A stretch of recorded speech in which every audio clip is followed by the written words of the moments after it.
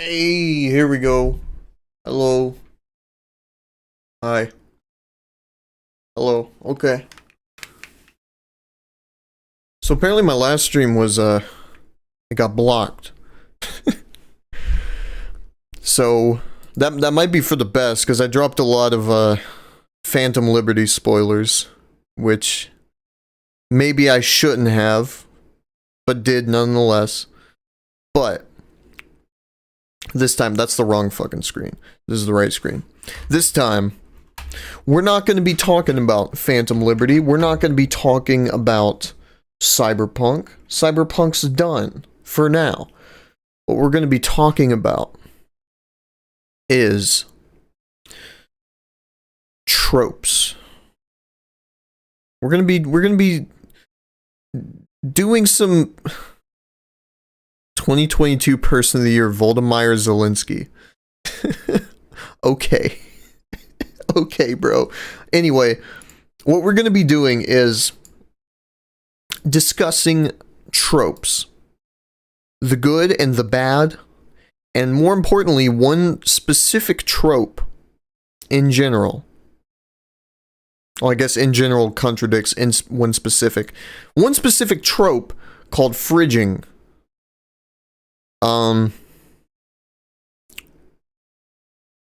So let me go ahead.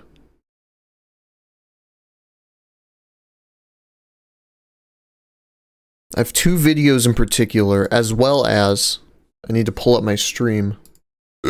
Excuse me. Where's my stream?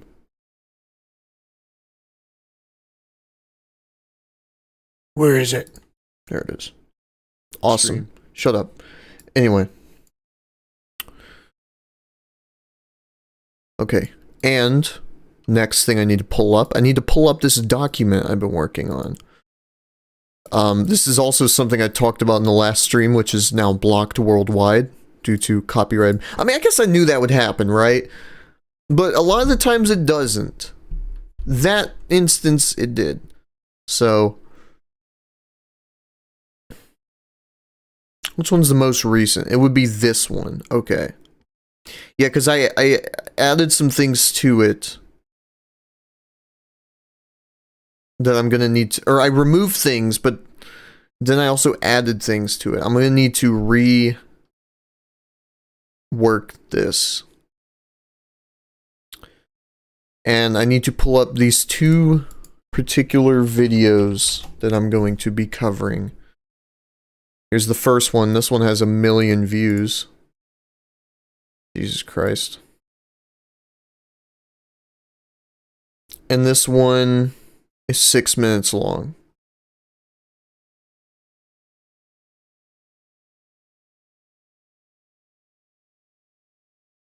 Excellent.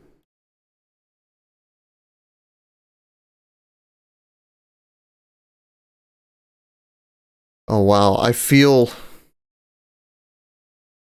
transported back. So these two videos, the first one, I'm gonna start off easy, right? You wanna start off light before you go full ham. So the first light roast ham is this video by Overly Sarcastic Productions, which is a very popular channel, and this video has 1 million views. And it's a 20-minute video talking about fridging. This one will be the bulk of my time. And the other one is Aeneas Sarkeesian. Yeah, so that'll be fun. And Bitch Media. That's good marketing. People really know what they're getting with that one. Why would you do that? Hi, I'm Aeneas Sarkeesian, and I'm proudly sponsored by Bitch Media. Okay. And what I'm going to be doing here Because I have this document. Actually, let me pull up the other more verbose document.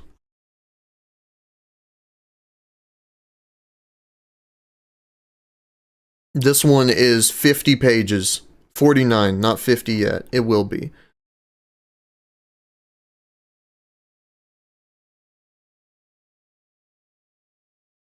Here it is.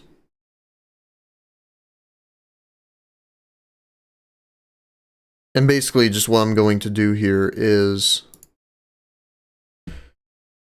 I cut out some spoilers that I need to re-add.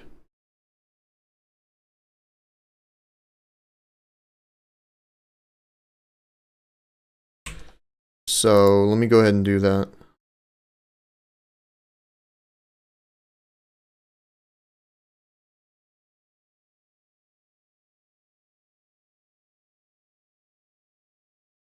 I'm typing this with one hand, it's hard. I'm not a good multitasker. Okay, and the other part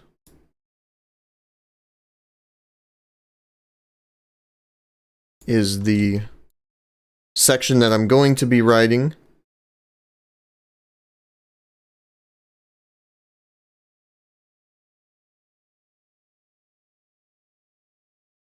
So basically, this entire tangent here, and by the way, I am going to have to go real quick because I did fix me some coffee. But this entire tangent here is part of a larger video that you can see right here. This is that Prison Break video, 50 fucking pages. Oh, I don't know if that shows up, but just trust me, that's 50 pages. It's fucking ridiculous. I'm only like halfway done.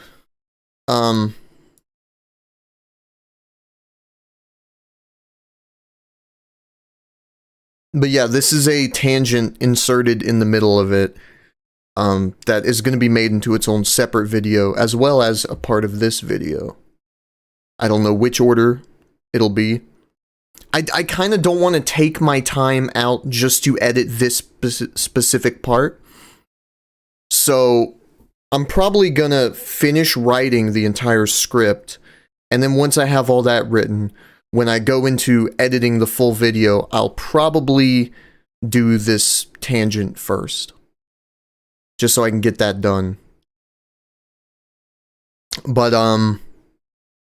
yeah, so let me pull up a notepad real quick so that I can take notes, because we are going to be watching some videos. And I also need to... I need to go get my coffee, that's right. Alright. Let me see if I have the... Actually, you know what? No, I said I wouldn't play any licensed music, because I don't want this one taken down. I will... Let's just do more stream beats. Where... This shit's complicated, man. I sound like I'm 40 years older than I am, but this shit's complicated. Also, this music might be really bad, I don't know. But I'll be right back. Maybe a minute, 2 minutes.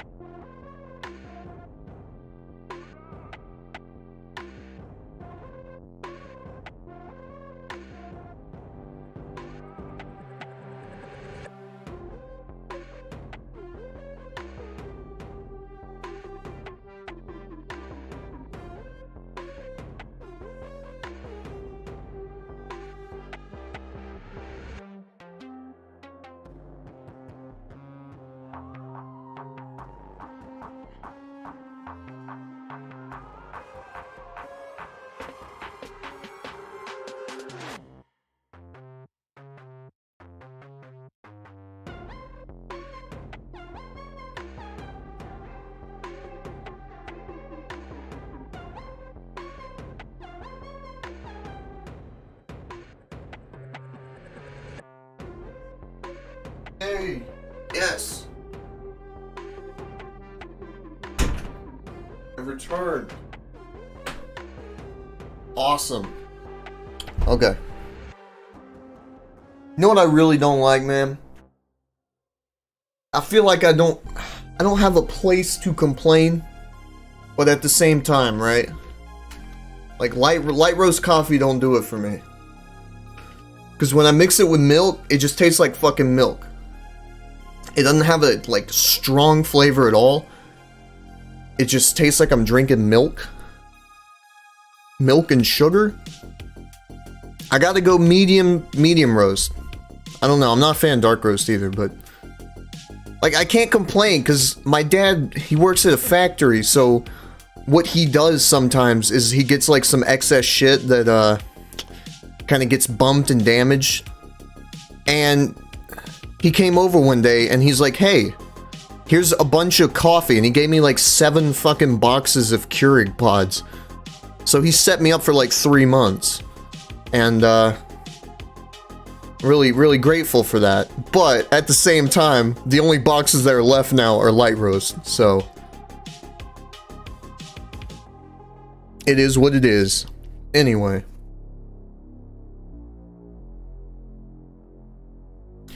Okay. Let's turn off the YouTuber apology video. Wait, that's not a YouTuber apology video. That's like time-lapse music. Imagine playing this. You're in a YouTuber apology. I've made a serious lapse of judgment in these last few days. Wait, no, you get.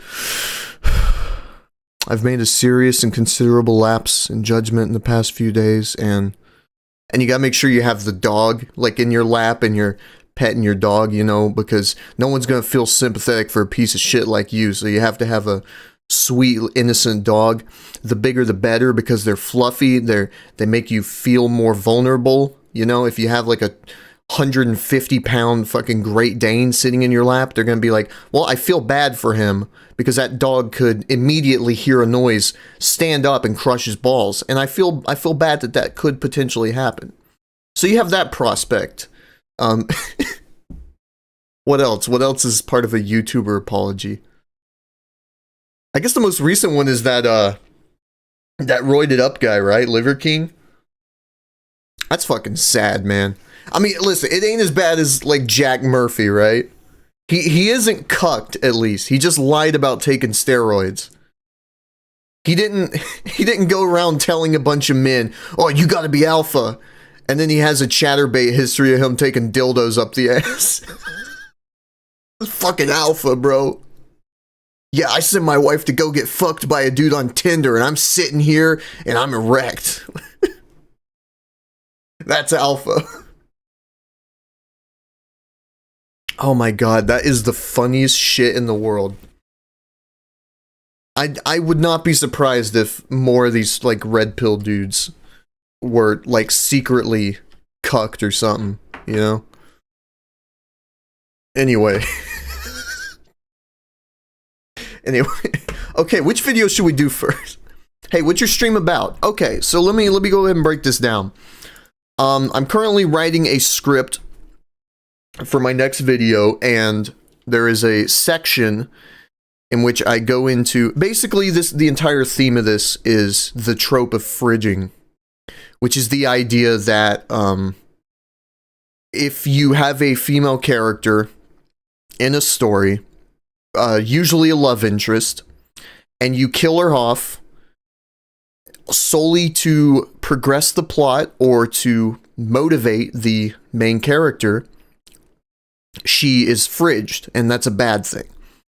An example I know is going to come up is Deadpool 2, where in the beginning of Deadpool 2, you know, Deadpool and Vanessa have their little scene, and then these hitmen come in, and she gets shot, and he's feeling bad about it for the rest of the movie.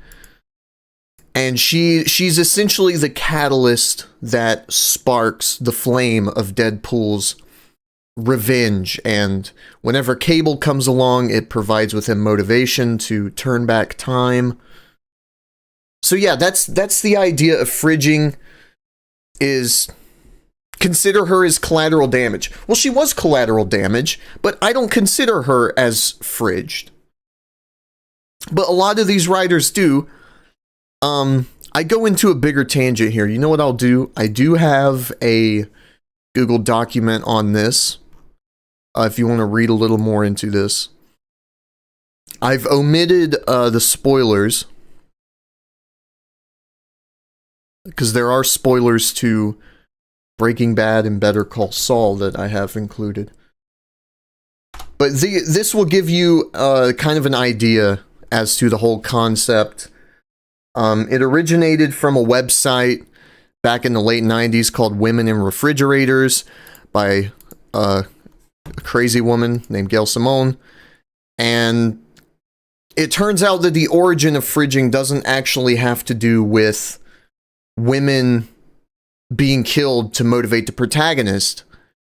The origin is, in fact, a list compiled of every woman who's ever died in comics.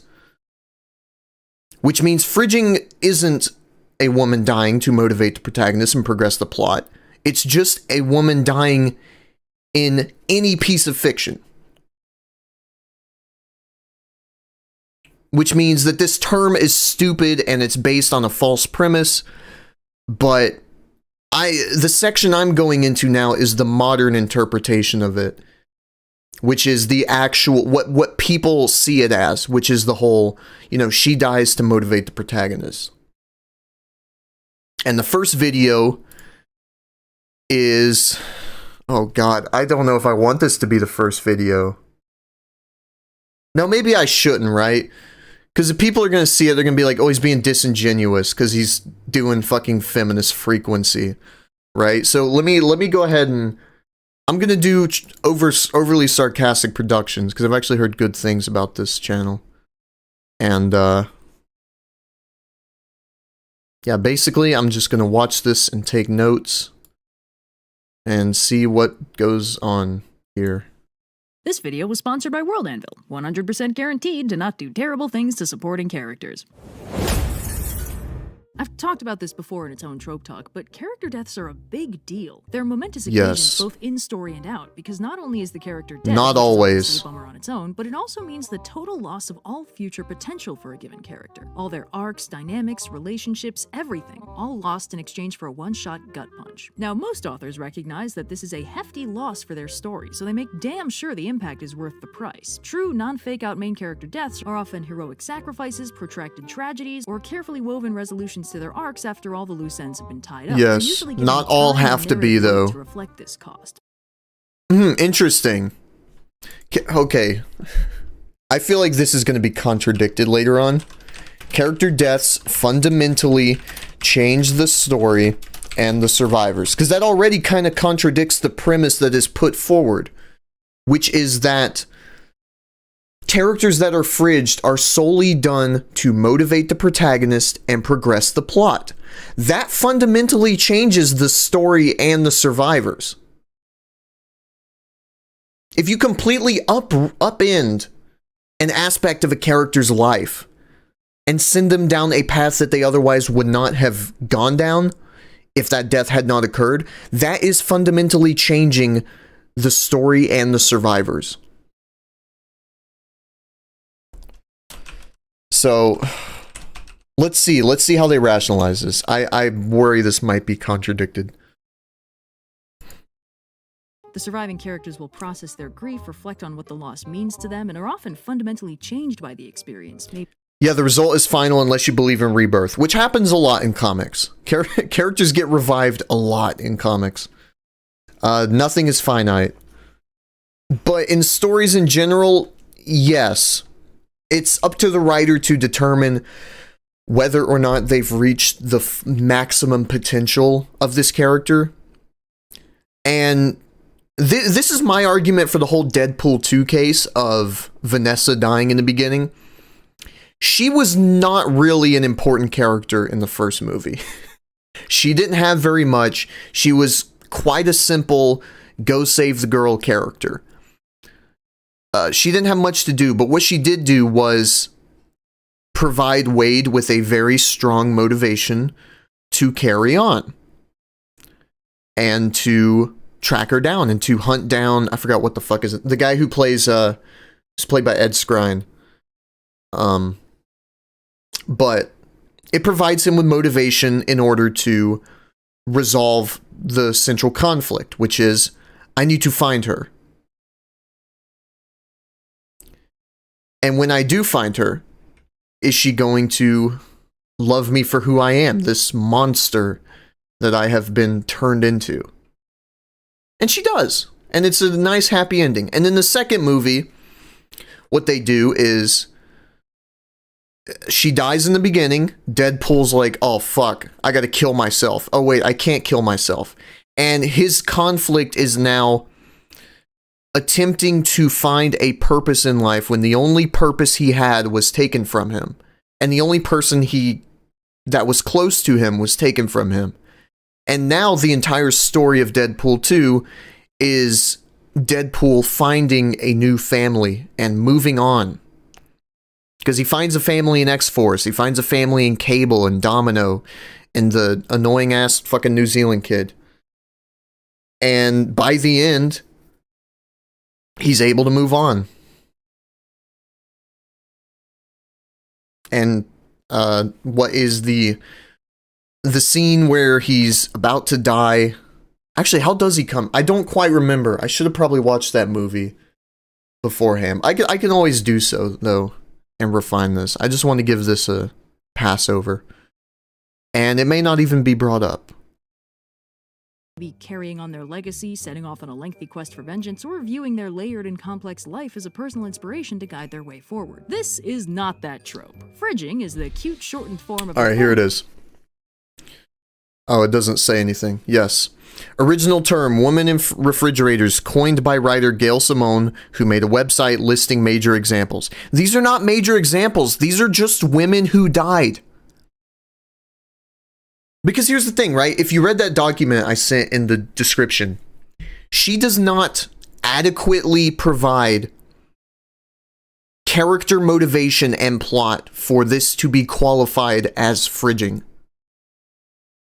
The entire sum of her argument, Gail Simone's, when it comes to Green Lantern's girlfriend being killed, is that she's a woman and she was killed and the man survived. That is the entire sum of her argument. It never gets into character motivations. It never gets into how it affects the plot, how it affects other characters. She never gets into if it correlates with the themes of the story. She does absolutely nothing other than this woman was killed. This is a bad thing. So the very premise that is being lobbed here by Overly Sarcastic Productions is a false premise. It is not going to be about character motivation or plot. It's going to be about, this is a female love interest. She was killed. That's bad. Which is fucking retarded. And it's not just female love interests. It's female characters. It's extended to female characters. Which is like half of all fucking characters in story. So if you want to propose the idea that every single character in fiction, if they were a woman, gets fridged if they are killed off, then you're a fucking moron. I mean, I don't know. Technically she wouldn't be wrong. They would be fridged, but the term and the trope is so inconsistently applied and so broad that it cannot be consistently applied to anything, that it doesn't matter. Fridging is such nothingness. But I want to see their definition of it. Because if they go by the standard that Gail Simone set, they're going to have a lot of trouble trying to substantiate their arguments. Name of of this trope, Stuffed in the Fridge, named for a now infamous issue of a Green Lantern comic where Green Lantern Kyle Rayner's girlfriend is I don't know why I murdered by the dislike villain this. Major I'm gonna Force and undislike it. stuffed in the fridge for him to find when he gets home. Okay, wait. I'm sorry. I wasn't paying attention. Stuffed in the Fridge, named for a now infamous issue of a Green Lantern comic where Green Lantern Kyle Rayner's girlfriend is murdered by the villain Major Force and stuffed in the fridge Yes. for him to find when he gets home. Fridging is the very Yes, why was she killed? Here's what a lot of people don't get into. They seem to leave out the reason as to why she was killed. Kyle Rayner's girlfriend was killed because of his own actions. She was killed because at the beginning of the very issue, you see him flying around with her in his Green Lantern costume, and she's like, I don't know if we should be doing this. You shouldn't be in costume. You're flying around with me. I'm your girlfriend. This is your personal life and your professional life mixing together. And sure enough, the villain gets wind and he's like, oh wow, Green Lantern has a girlfriend. Oh, we have a weak spot. We can get to him now. And because of Green Lantern's own carelessness and his own incompetence in being able to balance the personal and the superhero life, he gets his girlfriend killed. He's the one who does that. She doesn't just come out of nowhere and exist for no reason other than to be killed to provide him with a motivation. He has a flaw. That flaw is exploited, and it causes him to undergo drastic changes. That is quite simply just a character arc. And if you want to complain that she serves no purpose other than being fridged, I don't know. I guess you would have to substantiate that because there are a lot of issues preceding that one where she dies that she's in. And I would have to read through those. I only read through the issue that she dies in. I'd have to go back and read all the other issues because it could simply be a case of she died at the end of her character arc. She had an entire character arc. The story was done with her.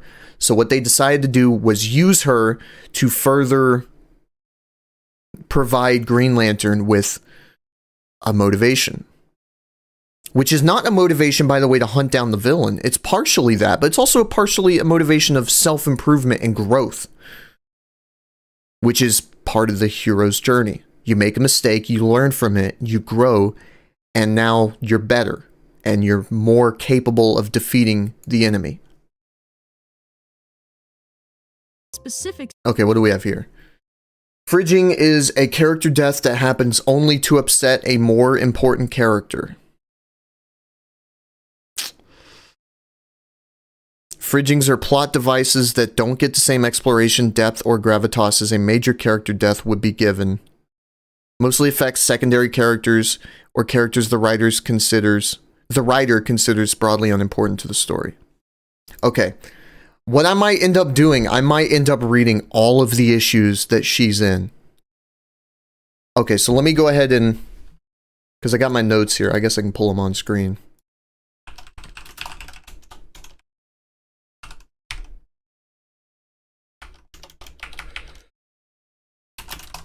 Fridging is a character death that happens only to upset a more important character.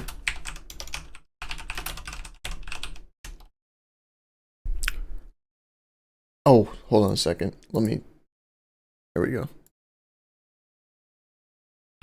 Fridgings are plot devices that don't get the same exploration.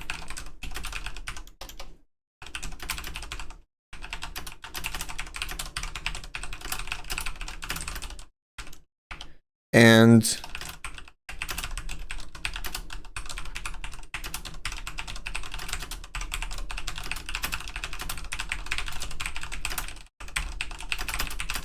okay. I know she's going to provide some examples here. And I know one of those examples might be Avengers Infinity War. Black Widow was not fucking fridged. Don't make that argument, please. But I'm going to go and read the issues. I might do it on stream. I'm going to go and read the issues of this character, all the issues that she's involved in, and see if this is held up to scrutiny.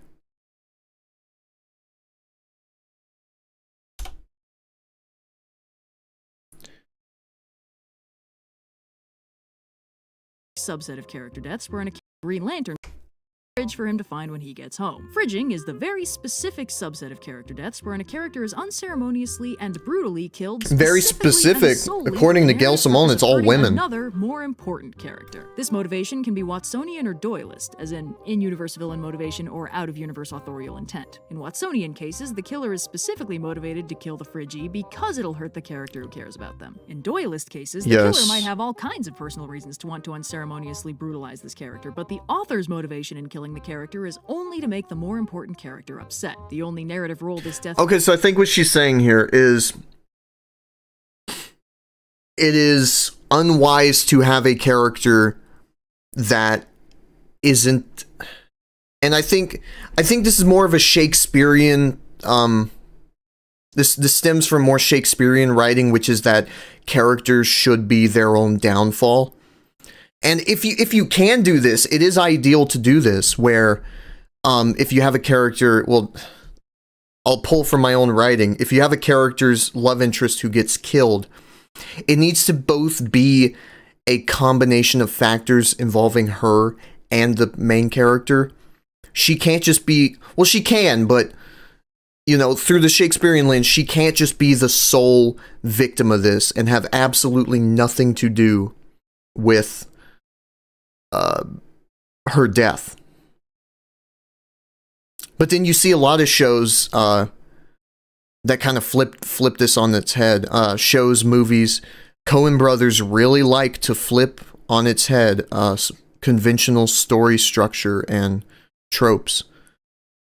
Big Lebowski's entire theme was that it's nothing, right? It's just some dumb movie with a bunch of characters where shit happens to them. It's good, but it's very like satirical. It's kind of poking fun at all the people who try to analyze and pick apart media. And that still functions as a cohesive story.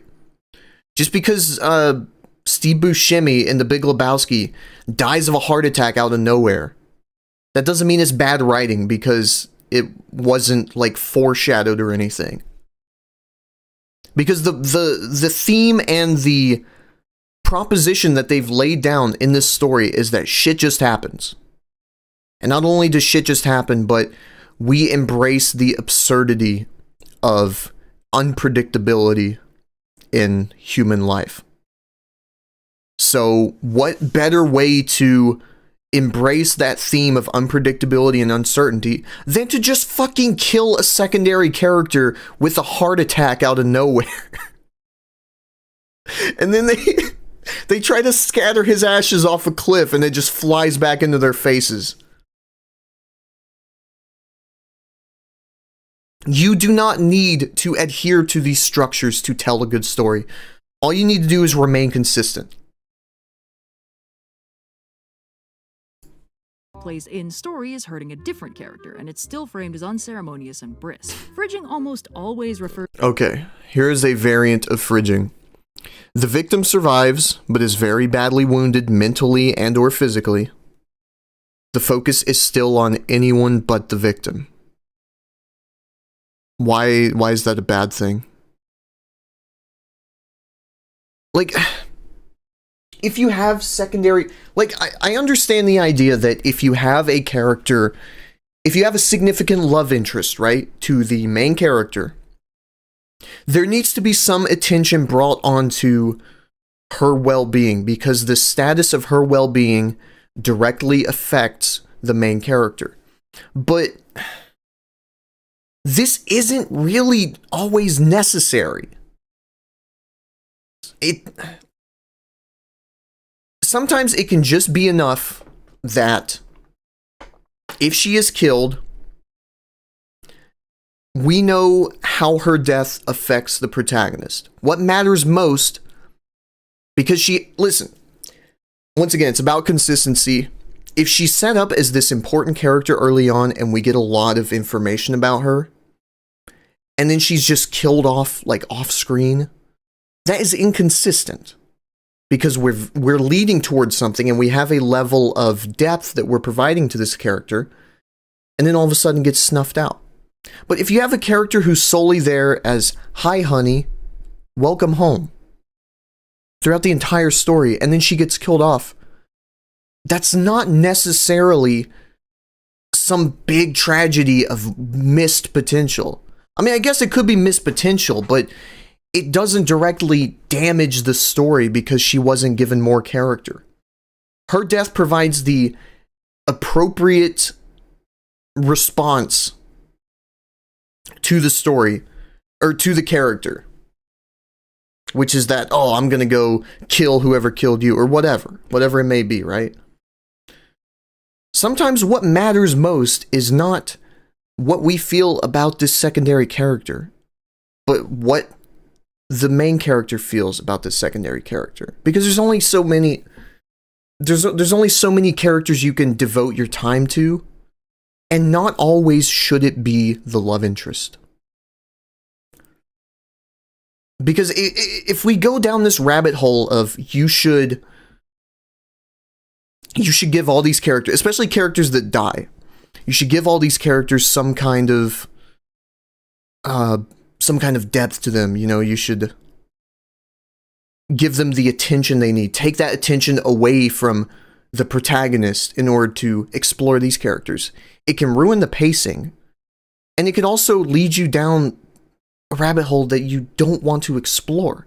Because we have our character here, he's a bank robber, but now this secondary character who's a gun dealer, well, let's go explore his life. But his life has nothing to do with the fucking main character, because we only see him once when the main character buys guns for him, and a second time whenever he gets killed off somehow, right? We don't need to focus all our attention on this gun dealer, because his sole purpose in the story is to provide the main character tools. He's literally a vendor, which would slot him into like the tertiary character category. But I don't know, man. I feel like you're drawing lines and drawing rules where you don't necessarily have to. The strongest and most consistent...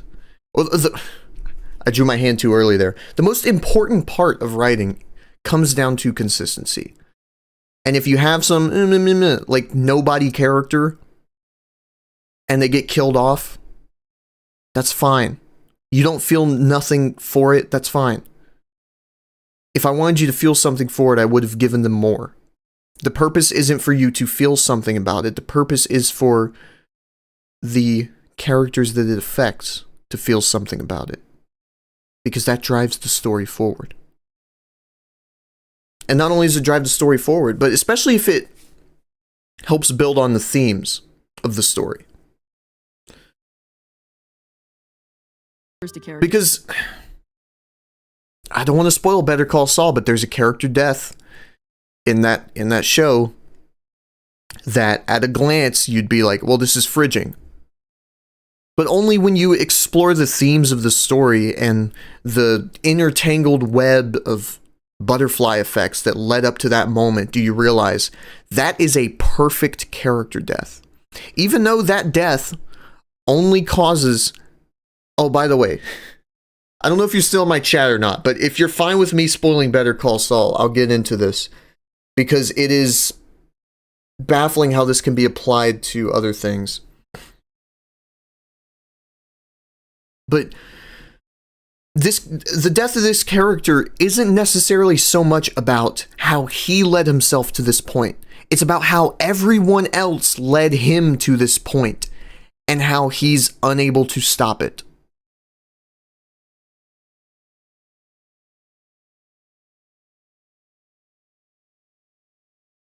Unless we're going to be arguing that that character was fridged, even though he's a man.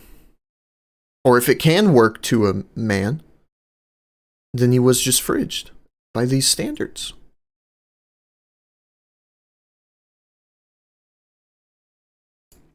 Deaths, but sometimes the character is instead subjected to some kind of horrible torture or fate worse than death with the same overall impact. The character that really matters isn't the one targeted for the horror, but the hero who's reacting to it. And the Phrygi's personal reaction to their awful situation is usually glossed over in favor of how much that focus character suffers by proxy. Because of reasons, fridging disproportionately affects female characters, often barely developed mons or love interests whose only salient character traits are the hero likes them. So when they're brutalized or murdered, often off-screen, their more nuanced male hero fam/love interests can become deeply unhappy about it.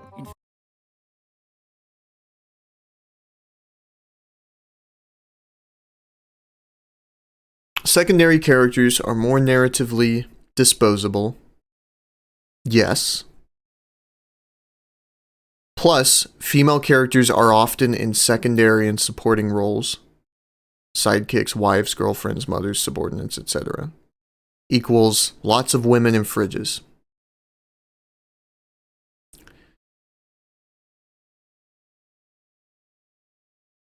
So is the argument made here just that it is a secondary character who gets killed off?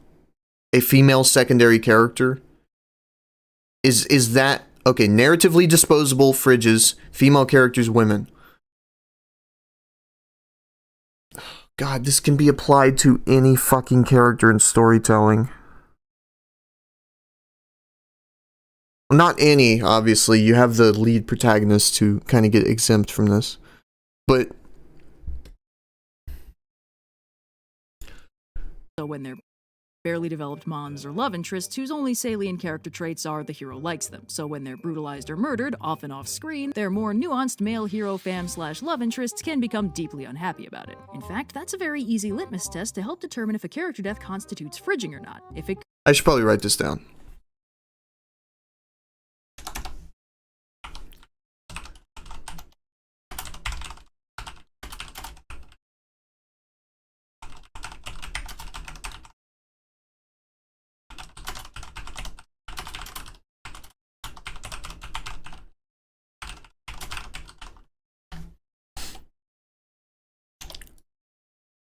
fam/love interests can become deeply unhappy about it. In fact, that's a very easy litmus test to help determine if a character death constitutes fridging or not. If it could happen entirely off-screen and have just as much impact on the story, especially if it does happen off-screen, it's probably fridging. Its only narrative impact...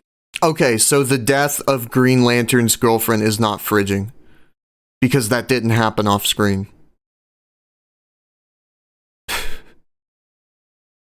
Okay, good to know. The term was created based on something that this doesn't even apply to.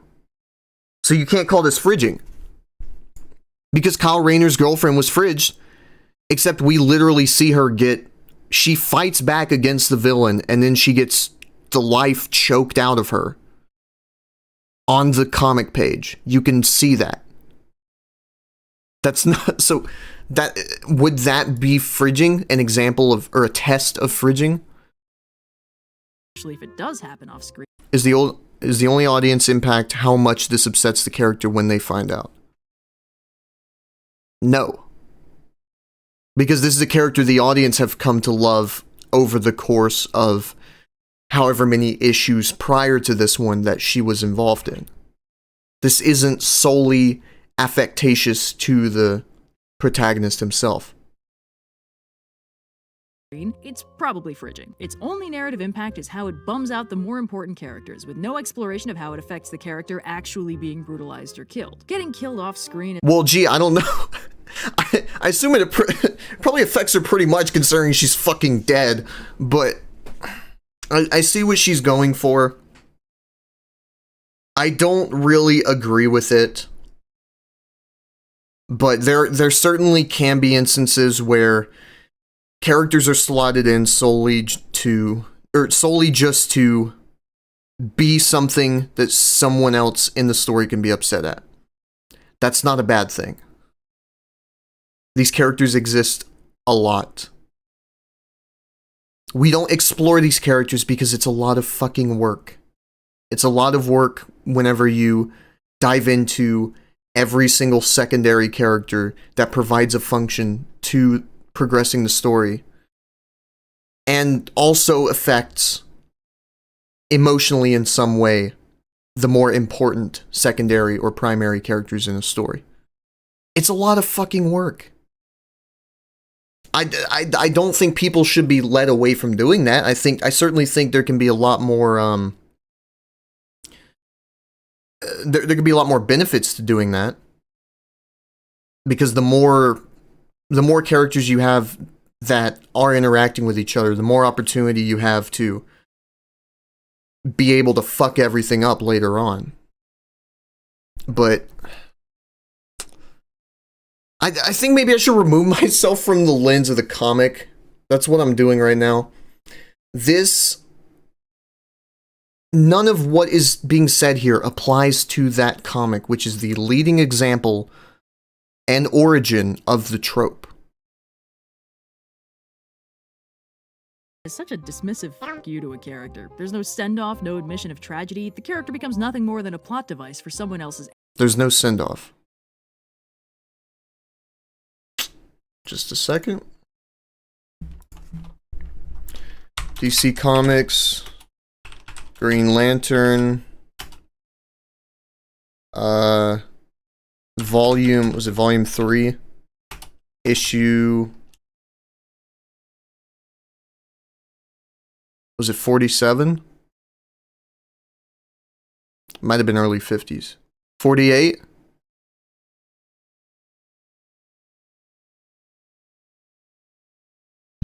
What's the fuck? Green Lantern Fridging. Volume 3, issue 54. Okay.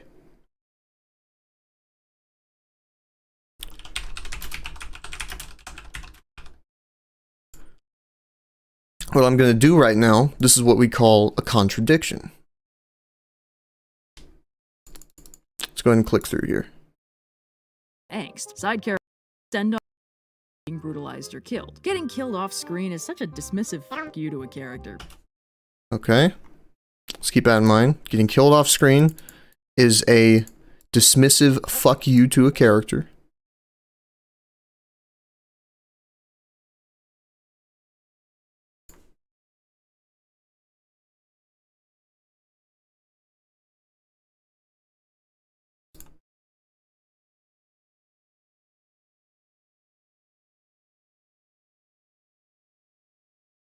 She wasn't killed off screen. There's no send-off, no admission of tragedy. The character becomes nothing more than a plot device for someone else's angst.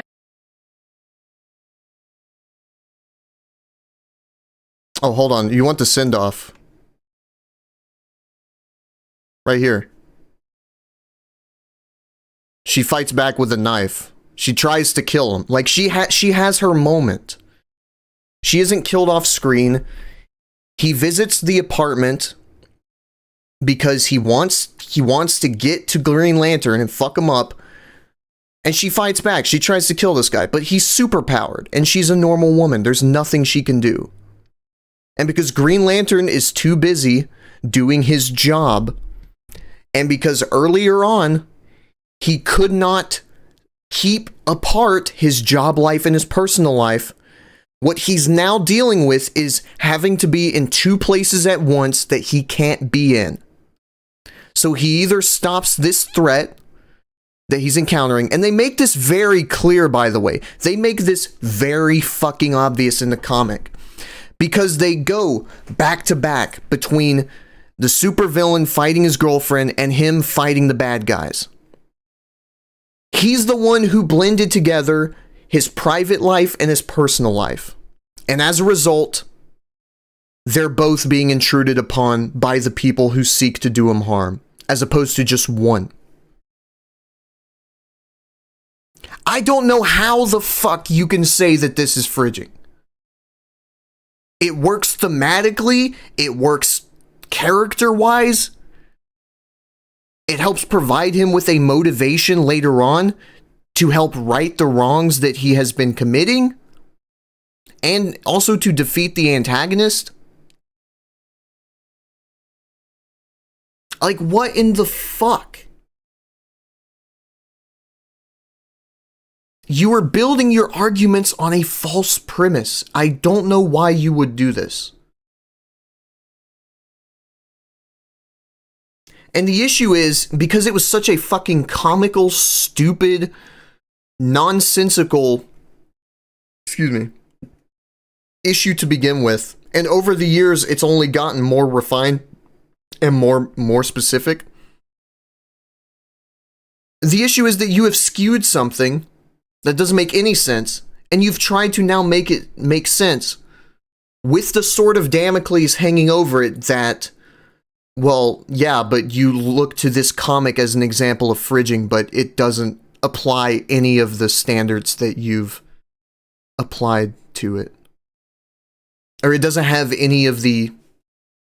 It doesn't hold up to any of the standards. Character or not, nobody deserves that. Now, the off-screen test isn't quite enough to say if a death is fridging or not. See, while fridging is intended, so... Okay. This test isn't perfect. The dead character is too dead to experience complex consequences, so the survivors are always focused on longer. Once again, this... Actually, we can look right now. Issue number 55.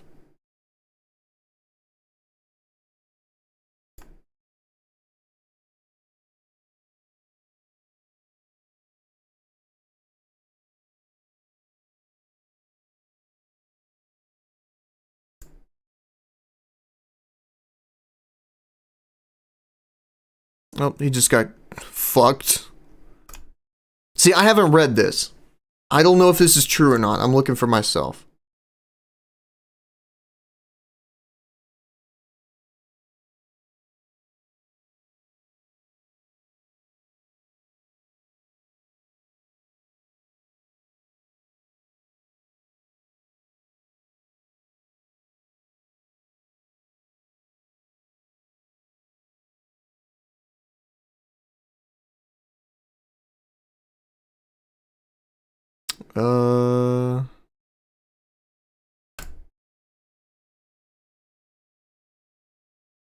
Yeah, I'll give her that. They don't really go too much.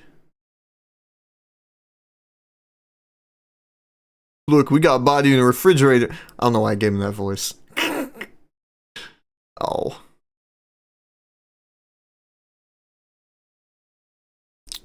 I don't know. He seems like he's kind of suffering. She's dead. He did it. What else do you need to know?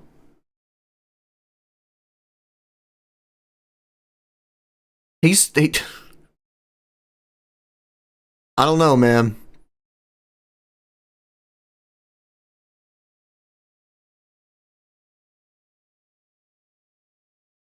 That's pretty cringe. What am I supposed to do now? What am I supposed to do without her?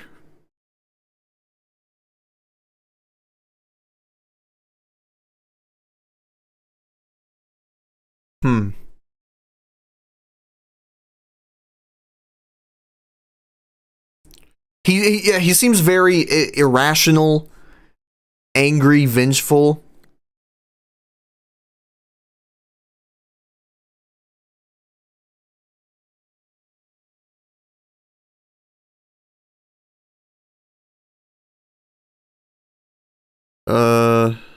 Okay.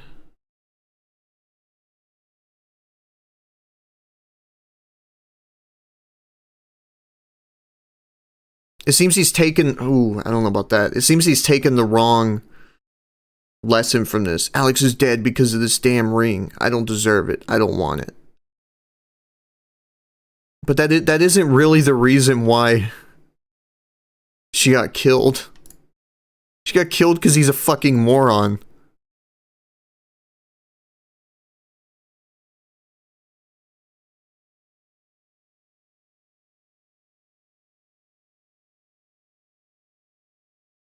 Okay.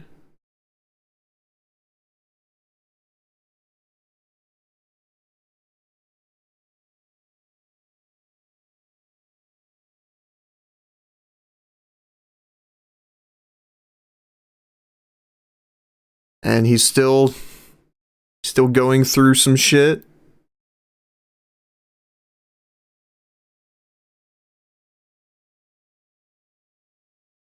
I guess this is him talking to him. This is his inner monologue moment.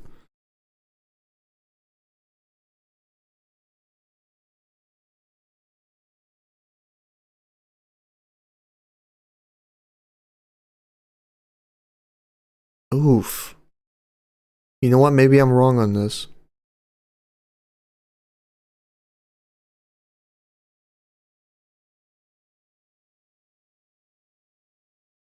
Because here's the thing, he took all the wrong lessons from that, right?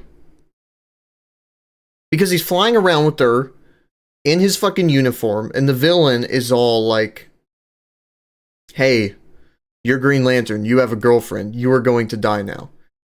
And he decides to blame his superpowers and not him flying around with this person who's very close to him. Like, that's... Oh, I don't know, man. I can see... I still wouldn't consider that fridging, but that is bad writing to not follow up on a very strong... Maybe they do and I haven't gotten to it yet, but like... To not follow up on a very strong and obvious flaw that he's made and to then try to perfect that and to polish that. Like, no, it's because I'm a superhero in the first place. It has nothing to do with me flying around with my girlfriend in a fucking superhero costume.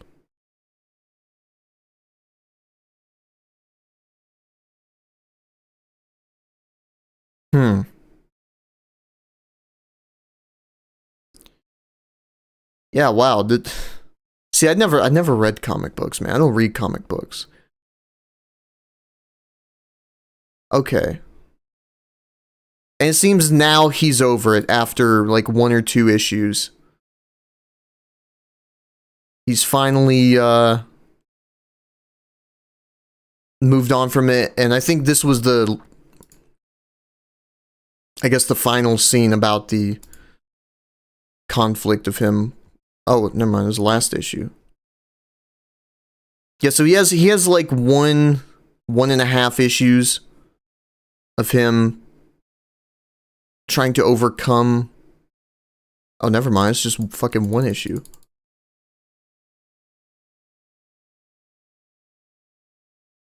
No, it isn't. No, it's at the beginning of this one. Yeah, okay. And then this is the whole, I won't let you down.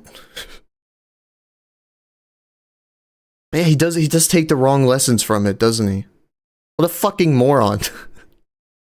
How does anyone like this guy? How is this someone to look up to?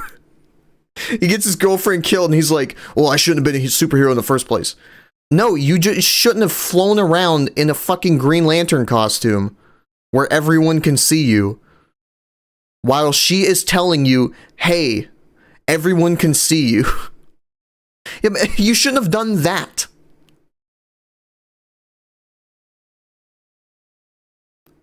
Well, if anything, wow. I had no idea this would take such a turn. A bad turn, I guess. That's kind of weak. I guess all I need now is like further pre-context, which I'm not really going to get into right now, but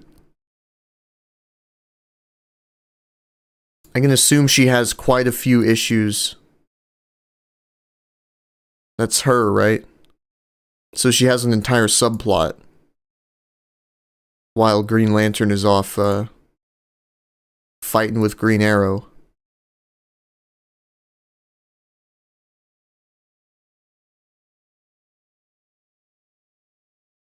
Wait, what was that line? Wait. Oh, I thought she's the one who said, my emotions will be elsewhere. Okay, let's get back to this. quite enough to say if a death is fridging or not. See, while fridging is intended solely to upset another character, well-written character deaths almost always upset the other characters too, and since the character themselves is usually too dead to care, most of the lingering ramifications of their death only affect the other characters. That's not even the case. Intended solely to upset another character, well-written character deaths almost always upset the other characters too. Okay, so this would be where the line is drawn between my... I still can't say the name of the character that dies. Between my Better Call Saul comparison and the whole Green Arrow thing.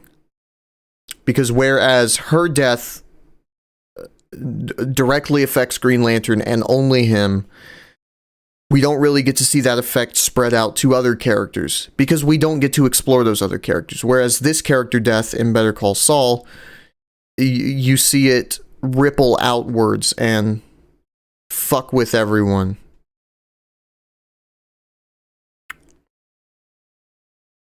You get a whole scene. I can't say anything. I'll spoil it if someone asks, but okay. I think that's fair. Quite enough to say if a death is fridging or not. See, while fridging is intended solely to upset another character, well-written character deaths almost always upset the other characters too, and since the character themselves is usually too dead to care, most of the lingering ramifications of their death only affect the other characters, typically.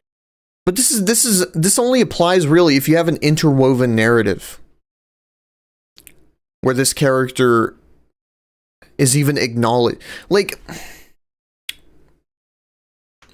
let's say for instance, it's a good example. Let's say I have a story with 3 distinct branching paths.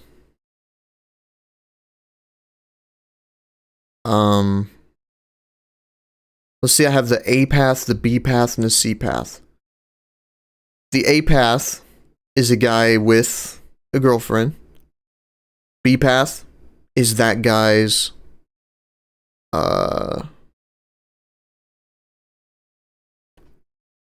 boss, I guess, let's just say. And the C path is a completely different guy who gets sucked up into the other two's affairs. So if the love interest dies in the A path, the A path's love interest dies. Well, no, let's just say she dies. How is that going to affect the B path and the C path? C path doesn't even fucking know her, and B path only knows her boyfriend, right? So why would that affect her? If it is more evenly distributed, the number of characters that each path gets, like let's say I have 2 or 3 secondary characters in the C path, 2 or 3 in the B path, like of course it isn't going to affect very many people because all the people who are being affected happen off screen because I have my time dedicated to the other 2/3 of the story. Whereas once the A path, the B path, and the C path are together, and then the A path guy dies, that's going to affect them a lot more because they know him. They're strong. They're protagonist. So it is obviously going to drastically affect their story going forward. Whereas prior, it would have only affected the guy on the A path story, which then would have butterflied ideally into his path joining with the B and C. It isn't necessarily required for a female character, or anyone who's fridge, quote unquote, for us to see the ramifications of her death. If we see it through the eyes of one character, that is enough. We know how everyone else will feel. We don't need a dedicated scene to a character who only shows up fucking once to feel bad about her death. We already know. I just find it unnecessary. I find it bloated. If you try to do this, your story will be bloated with a bunch of characters that don't matter, who are there only to serve. Ironically, these characters are being fridged in their own way because they only exist in the story to adequately provide the dead person with enough fucking tear-jerking motivation or whatsoever. That's their only purpose in the story. So why fucking include them? If I'm gonna say, oh, well, my girlfriend died, but this is her mother. Look, her mother's sad. We're never gonna see her mother again. What's the fucking point? Is it only to hammer home the impact of her death? Because that can be done through the perspective character. You get more insight through the perspective character, and you get more consequence of the death through the perspective character. If I introduce this mother, all of a sudden, am I going to apply those same standards to the mother? Am I going to say, well, now we need to see the consequences of how this affects her? Like, oh, fuck, now her mortgage payment's going down because she's in a deep depression or whatever. That's completely unnecessary. We don't need to do all that. And it very quickly bloats your story when you try and hold yourself to the standards of these tropes. So why do it? Who gives a fuck? Seriously, I mean, it gets to the point of borderline nitpicking. If you write a good, strong, cohesive story, who cares if you fridge a fucking character? Who cares if you don't get to see their great uncle punching a wall in anger at the loss of his great niece?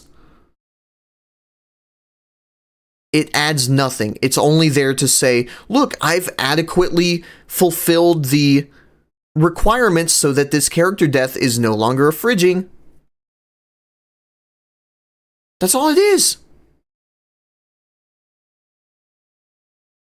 There's more to it than just fulfilling the absence of these tropes. Assuming we think fridging is a bad thing, which everyone does. So, fuck the theme, fuck the plot, fuck the characters. I want to make sure I fulfill the lack of having this trope. Which means I will divert my resources into making a bunch of useless characters that do nothing for the plot except for sitting there and looking sad. It's ridiculous. It's preposterous. Don't do this if you're writing a story. You're going to be wasting your time. You need to focus on the characters that matter. If the character who gets killed off or fridged doesn't matter, either make her matter or move the fuck on to what really matters. And reinforce that. By upsetting them. So the distinction between a fridging death and a non-fridging death isn't immediately obvious from just this definition. The key difference is a fridging Yes, I've noticed that pretty strongly. That it cannot really be strictly defined. fridging usually makes the other characters upset briefly and shallowly, while a solid character death makes the other characters grieve. Frequently, fridged characters are never spoken of again after the arc they died in is resolved, or even before it's resolved. Try and convince me that Luke Skywalker was still bummed about Uncle Owen and Aunt Beru 10 minutes later. So as a second fridging litmus test, I'd like to propose a corollary of the iconic sexy lamp test, which explores if a story would meaningfully change. What? Would it hit the same if it killed their favorite? Are you comparing a fucking female to a fleshlight? What? Change if a character was replaced with a sexy lamp. This is the property damage test. If a dead character could be replaced by someone's prized Pokemon card collection and their loss would have the same or more emotional impact on the plot, that character was probably fridged. Now,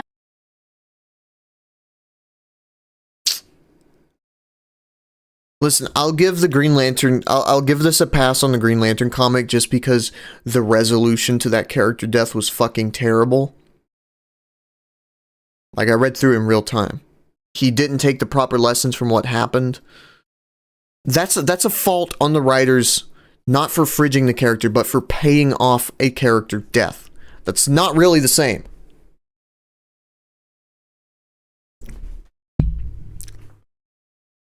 would have the same or more emotional impact on the Hey, would it hit the same if it killed their favorite? It doesn't matter about how it fucking ends, does it? Does that prized sexy lamp have, like, 40 minutes of screen time prior where it's just going around doing shit that affects the plot? Oh, but the sexy lamp was put in a fridge and the fucking light bulb exploded. I don't give a shit. That just means you didn't adequately pay off what you had set up.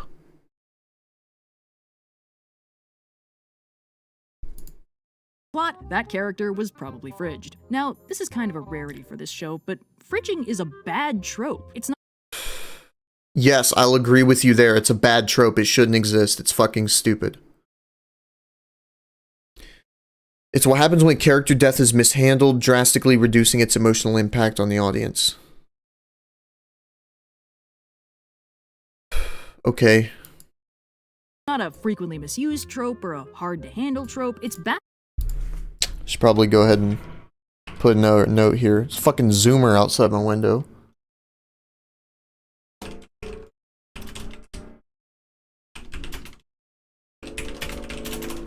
Fridging's bad. It's what happens when character death is mishandled, drastically reducing its emotional impact on the audience. Bad writing. Character deaths are not bad trope-wise, but fridging specifically indicates a lack of respect for the fridged character and their narrative potential. Fridging weighs a character. Narrative potential. That's not really something that can be measured.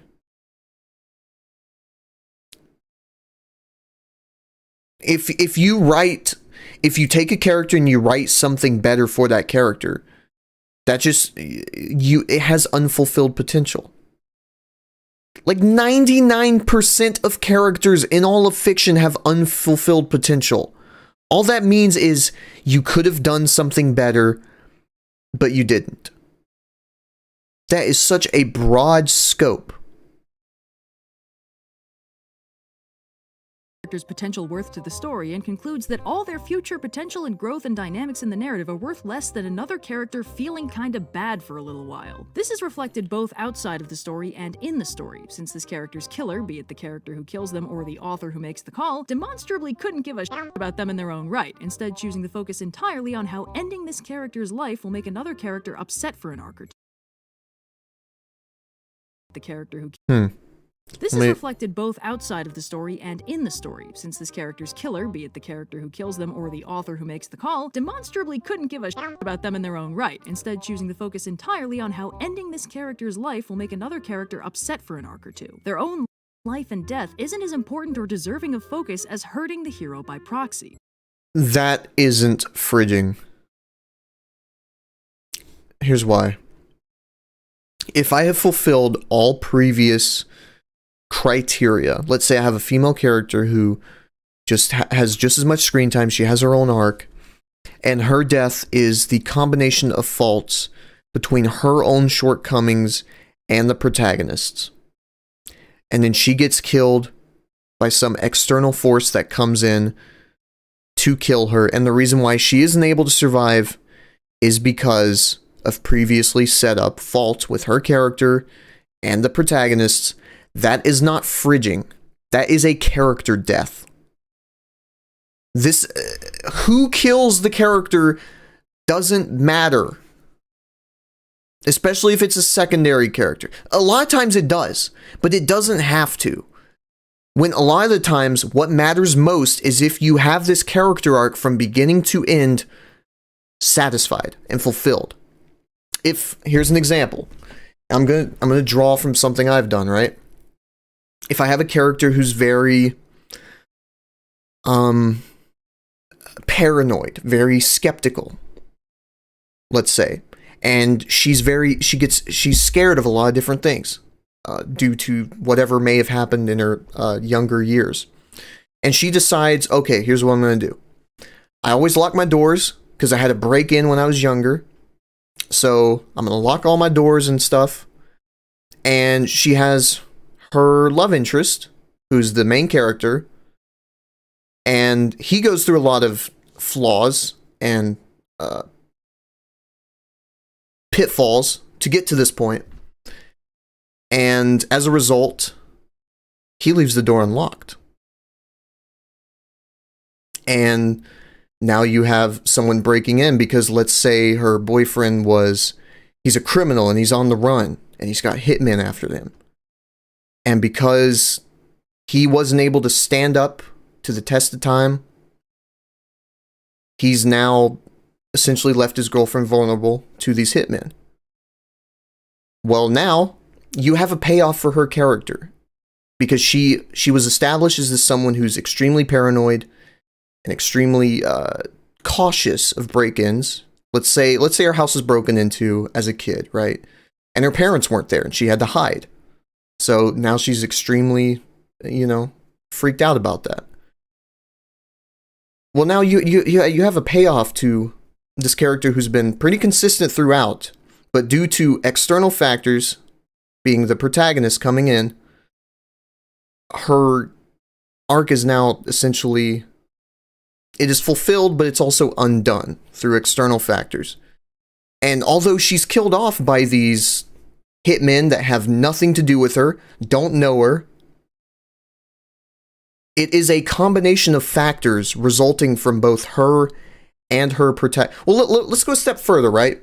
Let's say she locks the doors and he needs to get in there, but he can't. So he goes off and, oh, fuck, right? So later on in the story, he's like, why is she locking the doors? This fucked me over before, so now I'm going to leave the doors unlocked. And maybe there's some issue going on between the communication between the two characters. So this issue of the door being locked isn't really brought up. So the seemingly inconsequential thing, as a result of their lack of communication between these two characters, it gets his girlfriend killed. It is a combining... Basically what I'm trying to say, it's a combining factor from both the protagonist and the love interest that leads to her death. It matters not who kills her at that point. You have fulfilled the whole Shakespearean ideal of a character's downfall, which is that part of it in some way is their own fault. I just don't think this is really necessary or important in determining whether or not a character was utilized properly.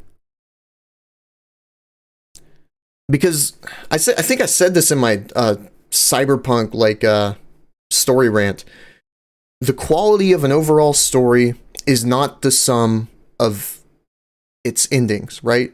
You might have a very emotional payoff that happens at the end, but if you have a bunch of broken glass bullshit you're being dragged through to get to that point, it doesn't matter. It doesn't matter how it makes you feel at the end because you have a broken story. And likewise, the same can be flipped on the inverse. If you have a very consistent and interwoven and branching character arc, it doesn't really matter how it ends as long as the subsequent arc is fulfilled. It could be a fucking lightning strike, right? I mean, it wouldn't make much sense because you want to tie it in thematically somehow. And this gets into the whole Better Call Saul spoiler thing that happens in season 6. But a character gets killed by someone he's never met in his entire life. But that doesn't matter because there is a combination of many, many factors that led to that point of this character and this character meeting face to face. So because, I'm just going to say it, because Lalo doesn't know Howard Hamlin, does that make his death any less significant? That's fucking absurd. When you've had for the past 3 seasons a chain reaction of Jimmy's actions and Kim's actions, getting him into contact with Lalo, and becoming such an important figure in Lalo's life that Lalo is reminded of him at his lowest point so that he can use him and manipulate him. And then combining that with Jimmy's effect on Kim and Kim's willingness to see through the previously abandoned plans of Jimmy to fuck over Howard Hamlin. Well, now you have these two pathways about to come colliding. You have Kim fucking over Howard Hamlin. Well, Jimmy, it's been a while since I saw it. I don't know if Jimmy was as involved either, but you have Howard Hamlin arriving at the apartment because his career has just been ruined by these two who don't understand the situation they're in and the consequences of their actions. And then you have Lalo, who only shows up at the apartment because he's reminded of his previous establishments with Jimmy. He's in the sewer at his lowest, essentially, and he's reminded of a cockroach, which he called Jimmy in a previous season. That's how he gets the idea put into his head to go track this guy down. So these two worlds colliding, even though they don't know each other, Lalo and Howard, what matters most is that this death is a direct consequence of Jimmy and Kim's actions. So I don't buy into the whole, he needs to know who he's killing, the antagonist. That's nonsense. This successfully indicates that the killer is a terrible person, but it also reflects a level of dismissiveness I know it might be from the author. A love interest. I know I sound very rambly, by the way. I'm pretty caffeinated right now. I should mellow out in a bit. / beloved character. Terrible person, but it also reflects a level of dismissiveness from the author. A love interest / beloved character No, it can doesn't. be killed or deeply hurt in a way that predominantly affects the plot by hurting another character without it feeling like fridging. This is How largely so? a matter of the execution, pun intended. If the death is unceremonious and quick and off-screen, that's a pretty bad sign, since it doesn't really give the character their due. It doesn't highlight the tragedy of their life and potential loss. Once again, I'm going to hammer this home every time this point is made. That's not what happened in the Green Lantern comic that the entire term is based off of. She was killed on screen. And she was killed very specifically, and I assume intentionally, as like an echoing, right? So you have Green Lantern off fighting bad guys, while she's at home fighting off one of Green Lantern's villains. It's very clear that the previous merging of his personal and professional life led to the point where they ultimately came into collision with each other, and he wasn't able to be there to save her. That's not disrespectful. That is simply a character death. That's just a payoff. It just focuses on why and how this will make the main character sad. Every character is the hero of their own story. Oh man, I'd have to watch this movie again. I don't even remember who the fuck this is. Really give the character. Oh wait, I thought that was Logan. What is this movie? Which one is this? It doesn't highlight the tragedy of their life and potential. I haven't seen any of the X-Men movies. It just focuses on why and how this. Except for Logan, which is really good. Every character is the hero of their own story. I might have only watched that movie because it's named after me. It's true, I came first. Okay, so fridging feels bad because the dead character isn't being treated like a character. So their death's impact is limited to other, better written characters feeling bad, not the audience mourning. So it has to do with the quality of the character and how well they're written and how relatable they are to determine whether or not they're fridged. Okay. I guess I can concede that, but like there's quite a few issues of Green Lantern's girlfriend where she's off doing her own thing. And I guess if people don't connect to her, that's their fault. Because she was contributing to the story prior to her death. If people don't connect to her, that's the writer's fault. But I don't necessarily... unless she... like, listen. If she was solely introduced... like, I'll use Deadpool 2 as another example, right? If Vanessa wasn't a character throughout the entirety of the first movie, and she was introduced solely in Deadpool 2 as like, hey, I have a wife now. Oh, she's dead. Like, yeah, that's atrocious, right? Because you're supposed to be making me feel bad about this character's death. I've seen her for 5 minutes. I know nothing about her. You do, which is fine, and it is the inciting incident, so I can kind of forgive the story for doing that, because it sets off the entire rest of the story. But you maybe should have given her a bit more. Vanessa she's a character from the first movie, though.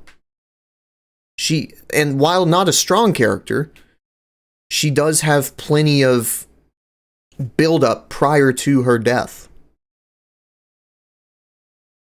And while her purpose in the second movie may be just to get killed off, that isn't her purpose as a character overall.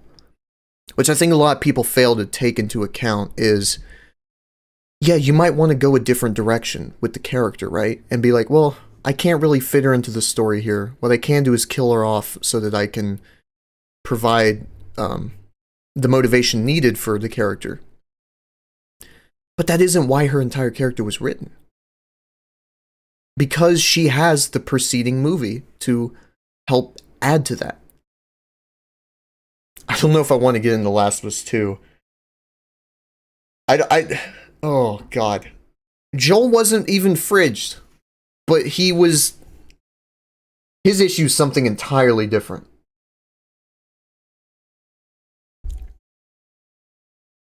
I'm trying to figure out if by this standard Joel would be considered fridged. It's hard to say. I think he was character assassinated, which, I mean, like, take your pick, right? You're either getting your dead body stuffed into a fridge, or you're getting assassinated. Either way involves you dying, right? But yeah, the dead character isn't being treated like a character, so their death's impact. Okay.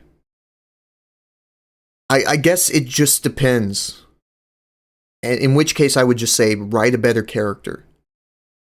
Have stronger payoffs. You can have pretty inconsequential characters who we don't really know much about, who still get good payoffs, right? One of my favorite movies of all time, Snatch, has a lot of characters that only have a few minutes of screen time, but still get killed off and have their character deaths make a lot of sense. Because when you have a character with that little screen time, you want to make sure you utilize every second of it. You want to be setting them up, and then you want to be getting ready to tear them down. Assuming that they die. Predator did this too, the original Predator. Its characters, once you rewatch it, like, they actually aren't as deep as you might want them to be. But they have enough characteristics that give them personality. Like Mac, where he's shaving, and you see him on the very beginning in the helicopter. He's shaving. And then later on, when he's doing it with the Predator, this time he gets nicked and he's bleeding. And he's like, oh, fuck. And I think that's what ends up attracting the Predator to him. I can't remember. But then his entire character gets thrown off the deep end when his best friend dies. My point is, you all you really need to do is not give people more character, but be more efficient in the usage of the character that they do have. And if they die just to further someone Well, else... let me clarify. You don't need to give them more time in the story, but you need to be more efficient with the time that you are giving them, so that you can extract as much character from them as possible. story, it denies that character the basic dignity of being their own person who exists as more than just a prop in someone else's life. It takes their death and the loss of their entire future life and minimizes it down into a short, brief emotional impact on another character. It's dismissive. Now, we're about to enter the spicy take zone because, you know, the MC... Oh, Jesus. Oh, I wish I'd watched Endgame and Infinity War before this. Let's see if I can recollect things. I might just have to concede a lot of this. To you is my old favorite punching bag, but personally, this is how I felt about most of the major character permadeaths in Infinity War and Endgame, especially Gamora and Black Widow. Loki and Vision do die fairly quickly and unceremoniously, primarily to hurt the characters invested in them, but they're given narrative weight and some dignity in the process. It feels unfair and tragic in-universe that they couldn't be saved, rather than feeling like Loki had a very good conclusion to his character arc. That got completely fucking undone in his own spin-off show, which I dare not talk about, but he had a good payoff to the arc that he went on in Thor Ragnarok.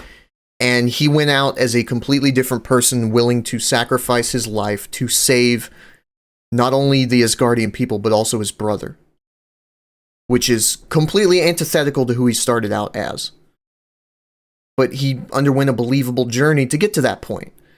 He didn't watch 10 minutes of recap films and all of a sudden become that character again. bad writing. But Gamora... I don't know enough about actually Vision's kind of character. fascinating. In the 2 movies she'd been in, her entire arc had centered on escaping Thanos and his deeply fucked up abusive parenting situation, healing and growing as a person, and learning to trust and even love her new friends. Her Yes. dynamic with Nebula was following that same track, realizing they weren't enemies but victims of the same terrible situation and the same manipulative, tortuous narcissist. Thanos' shadow looms large over Gamora's arc as the root cause of all the pain and suffering in her life, and the thing that scares her most that she's constantly fighting to escape. In Infinity War, Thanos is told by Red Skull that in order to get the Soul Stone, he has to sacrifice something he loves. So he kills Gamora, like permanently if she's dead. Now that's bad enough. It's Nothing's ever dead in Marvel. But no, he... I think this is what the writers were trying to do with this, right? Because we did have those 2 movies in Guardians where he was just being set up as the big bad. But when Infinity War rolls around, we're giving a lot more context to him. We're given a human side of Thanos. We have the scene with him and Gamora with her as a child where he hands her the little dagger. And we come to find out over the course of the movie that he does love his children. He just can't show it, right? Or he can show it, but he doesn't know how to show it. Nebula, for instance, is probably the best example. He wants her to be the best she can be. So he has her fight her sister, and when she loses, he replaces her body parts with cybernetic enhancements. It's pretty fucked up, right? But that doesn't mean he doesn't love his children. It just means he doesn't do a good job parenting.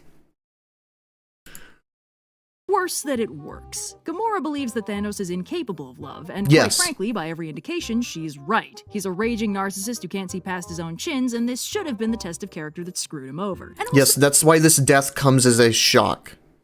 also, like, you must But- kill your loved ones to get this powerful MacGuffin and become strong is like baby's first obvious secret test of moral character, and it's frankly criminal that killing your loved ones was actually the only way to get the stone. That's just lazy writing. Like, you had the grimdark option and you had the actually interesting option. What's the actually interesting option? Oh, hey, look, Marvel used killing is bad as a secret test of character all the way back in the first Avenger, and Cap passed because he's a good person. And you picked I don't know enough about that movie. That's been too long. I'll take your word for it. Grimdark because you thought Grimdark was automatically more interesting. That's just disappointing. Anyway, but it'd be bad enough if they just undercut Gamora's whole personal arc by saying that the irredeemably evil overarching supervillain who slaughtered her people Her personal arc was concluded throughout those 2 movies, and she remained consistent with that character. Her death wasn't her arc being completely subverted. It's that she did believe that he hated her. And in her dying moment, she knew he actually loved her, but he just wasn't a good parent. He wasn't a good father. Which is kind of fucking... that's pretty fucked up, right? But... I don't know... There should be more scenes in Infinity War. I don't remember how many. I know the obvious one is the one with the little dagger, right? But I think maybe I can understand if you want to go with the argument of we should have been more slowly led towards the understanding that he was a loving father and that he was just misguided in his actions. Like Thanos, he loves his children and he loves his people. He loves his planet, which was taken from him. And like all villains, he has good intentions, but bad means of getting there. He wants everything to prosper. He wants everyone to succeed in life. But to do that, you have to destroy the overabundance, which is his entire argument behind removing half of all living beings. Is that the overabundance and the overpopulation and the war and everything and the draining of resources, it killed my planet, and I don't want that to happen to anyone else's. And he gets driven into a vicious dictator who conquers all these planets, slaughtering half of their population in his warped ideal of bettering them. But yeah, I can understand maybe he should have had a bit more moments where we kind of see, no, he does care for them. But I don't know. I find that a very small issue. The payoff works. The viewers were shocked. It works for his character. It works for her character. Because she's already had plenty of... And also, by the way, if we go by previously established rules of fridging, her death is going to strongly affect everyone around her. Yes, it's going to affect Thanos, the person killing her. It's also going to affect, obviously, Peter Quill. It's going to affect all of the Guardians. It's going to affect her sister. That's at least half a dozen characters, like strong secondary to primary characters, who are being damaged and having their lives changed because of this death. As we see later on, Peter Quill's so affected by it, he's the reason why Thanos ends up getting away. Because they have him trapped, and he's like, oh, fuck you. And he screws everything up because he was too enraged by the death of his girlfriend.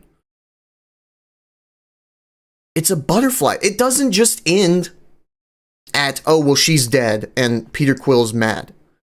Like, the very reason Peter Quill becomes enraged, he doesn't defeat the fucking antagonist. His rage is what causes the antagonist to win. I just don't know that could be adequately contributed to fridging. People and tortured her and Nebula for decades actually truly loved her all along, it crosses the line twice by having him prove that he loved her by murdering her. Gamora's entire arc and place in the narrative is undercut and sacrificed to give Thanos a character trait that makes Wait. He loved her by murdering her? No, that's not him showing his love. That's him showing that he would rather kill the one he loves most than watch the entirety of life be destroyed. That's his thought process. He isn't killing her because he loves her. What the fuck? Wait, am I misreading that? Cut Gamora's whole personal arc by saying that the irredeemably evil overarching supervillain who slaughtered her people and tortured her and Nebula for decades actually truly loved her all along, it crosses the line twice by having him prove that he loved her by murdering her. Gamora's entire no, arc it doesn't. place in the narrative is undercut and sacrificed to give Thanos a character trait that makes no sense for him and to make Star-Lord's... What is her place in the narrative?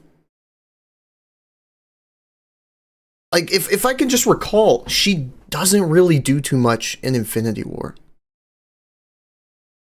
a lot of the Guardians' whole purpose in Infinity War is led by Peter Quill. And her purpose in Infinity War is her relationship with her father, which she fulfills that purpose. Her character payoff is her death at the hands of her father. That is her purpose in the film. It doesn't undercut. You can't just take shit from other fucking stories and be like, well, you know, this guy felt really bad about killing someone in the first story, but he moved on from it. So in the third story, he should feel bad about killing someone. Like, no, if we establish in the second story this guy's become a stone cold fucking sociopath, that's not undercut. What would be undercutting his character would be to have him kill someone and feel bad. Gamora remains consistent about her thoughts and feelings about her father. The issue is we never got to see his side of it. And when we do, we realize, oh shit, no. He did all that misguidedly, just like everything else. And he sacrificed her life. I don't know, man. Gamora's entire arc and place in the narrative is undercut and sacrificed to give Thanos a character trait that makes no— That is her entire arc and place in the narrative. I don't know how much clearer that has to be. no sense for him. That's why she's in the story. Sad, so he acts dumb in the finale. Oh, and to make Thanos sad, which is given more focus and weight than Star-Lord being sad, because obviously more focus and weight. This man just killed half the galaxy. I don't know how much more weight you can put on someone's grief than it making them act out to the point where they've doomed half of all life ever existed. What are you saying? makes Star-Lord sad, so he acts dumb in the finale. Oh, Well, and he just acts dumb. Aren't you undermining things now? to make Thanos sad, which is given more focus and weight than Star-Lord being sad. Because Yeah, the final shot where we see Thanos being sad, that's because of Star-Lord. But no, Thanos gets more screen time of him looking sad, so that must mean he's undergoing more grief. obviously, making the pure evil villain kinda bummed out was worth the cost of one of Marvel's most interesting heroines. Like, I see what they were going for, but it didn't work well, it was a bad idea, and it completely undercut everything Gamora had in the previous movies. Which— No, it doesn't. Oh, no, it fucking doesn't. I'm just gonna be retreading territory. I'll sum up. She's remained consistent throughout those movies to the character she is in this movie. The new factor introduced is Thanos' perspective, which we hadn't seen. We'd only seen Gamora's perspective, where yes, she was forced to fight against her sister, and he ripped her fucking sister's bits and bobs off of her to improve her. What we don't know is if he is just maniacal evil, fuck you. Or if he's this very, very flawed character who had the right intentions, but the wrong means of getting there. Ironically, this caricature she's created of Thanos, in regards to Gamora, of this just blanket evil bad guy, this is literally who he becomes in Endgame. He's pretty fucking ruined when it comes to Endgame. Like, whenever the 2014 Thanos comes around and whatever, he's like, well, I guess I'll just have to kill everything then. You're completely undermining your ideals by destroying all of life and restarting. Oh, okay, whatever. Ugh. is very disappointing. Meanwhile, Black Widow's death is similar to Gamora's, but is bad for different reasons. Because unlike Gamora, who had too much character weight and potential to warrant her unceremonious death, Black Widow was completely underutilized by every other movie she's been in with the arguable exception of Winter Soldier. We had this franchise for a decade, and we never got an arc for Widow that was deeper than she's hot or she's boning the Hulk. This made her narratively disposable, but you can tell that the I know that's wrong, but I wish I had watched the Avengers movie before this. She has a lot of shit that goes on regarding her past traumas that she underwent as a Black Widow, to the point where Loki ends up exploiting her in the Avengers because of that. I don't know. I wish I'd done more preparation before doing this. I probably should have. I just don't think that's true. Writers realized she was too disposable for it to be impactful, because for the first half of Endgame, they speedrun the whole characterization process by suddenly giving her some... But I can tell you her character arc right now. She's someone who was trained as a lethal killer by this government agency who never had anyone, and who was on her own for a lot of her life. And she died with a family. She found a family, people who cared about her, who she was able to open up to. And she died trying to sacrifice herself over someone she cares about so much that she would be willing to fight him just to throw herself off a cliff in his stead. Like, there is a character arc there. The depth of it, I don't know. I don't remember the exact details of the Avengers movies. Frankly, I'm all soured on the MCU after Phase 4. I'm probably never fucking watching it again. But I think she's being very uncharitable to Black Widow.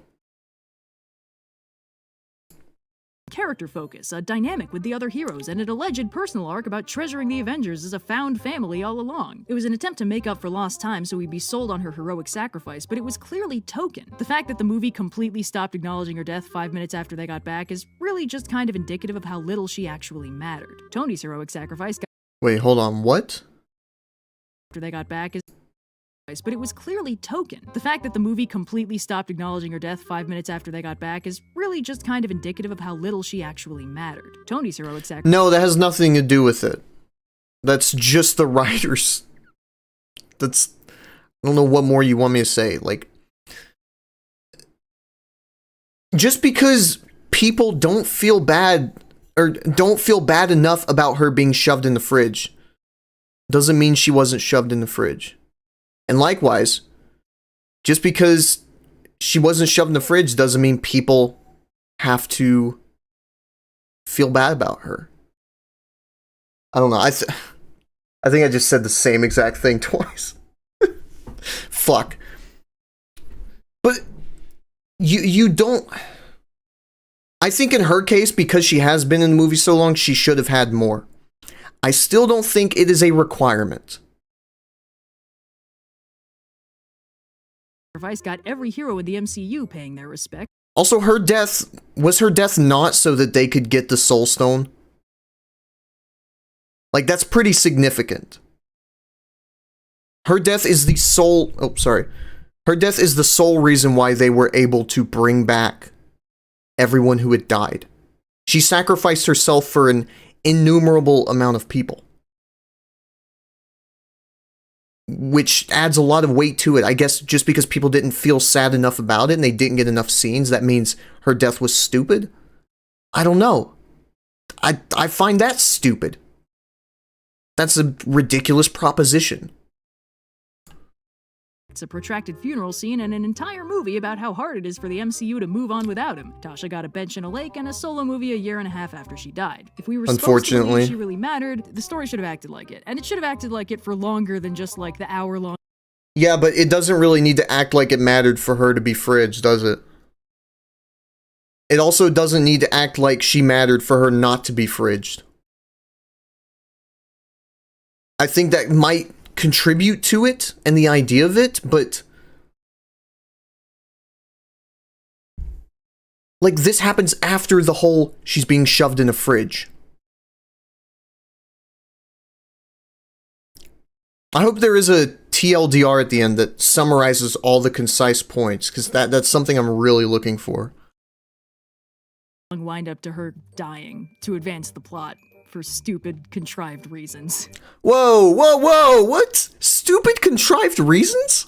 To advance the plot for mattered, the story should have acted like it. And it should have acted like it for longer than just like the hour-long wind up to her dying to advance the plot for stupid, contrived How's that contrived?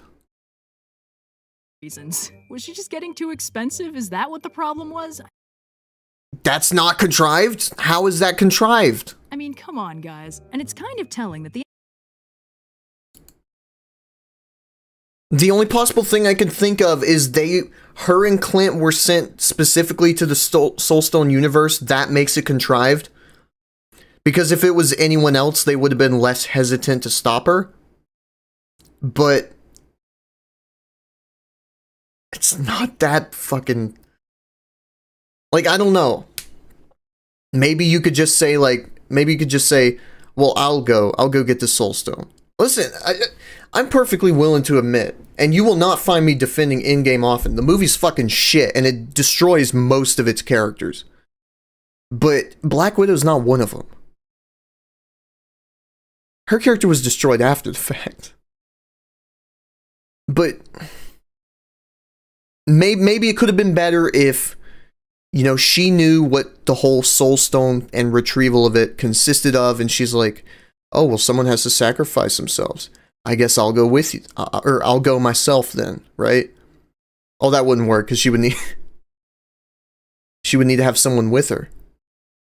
But then she could just be like, yeah, I'm just gonna fucking kill myself, and then she goes, how would this work?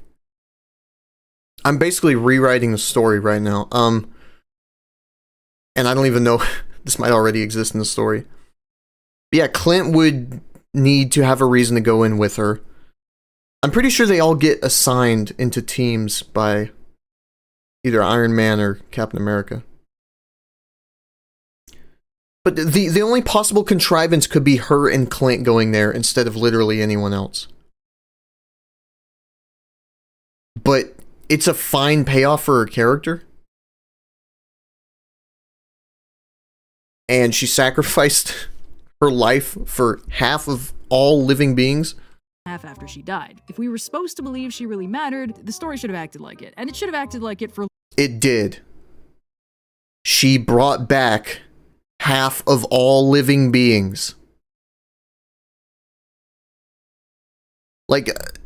once again, fucking Jesus Christ, just because people aren't crying on screen doesn't mean that her death isn't key to her character and the story. It fits all the categories.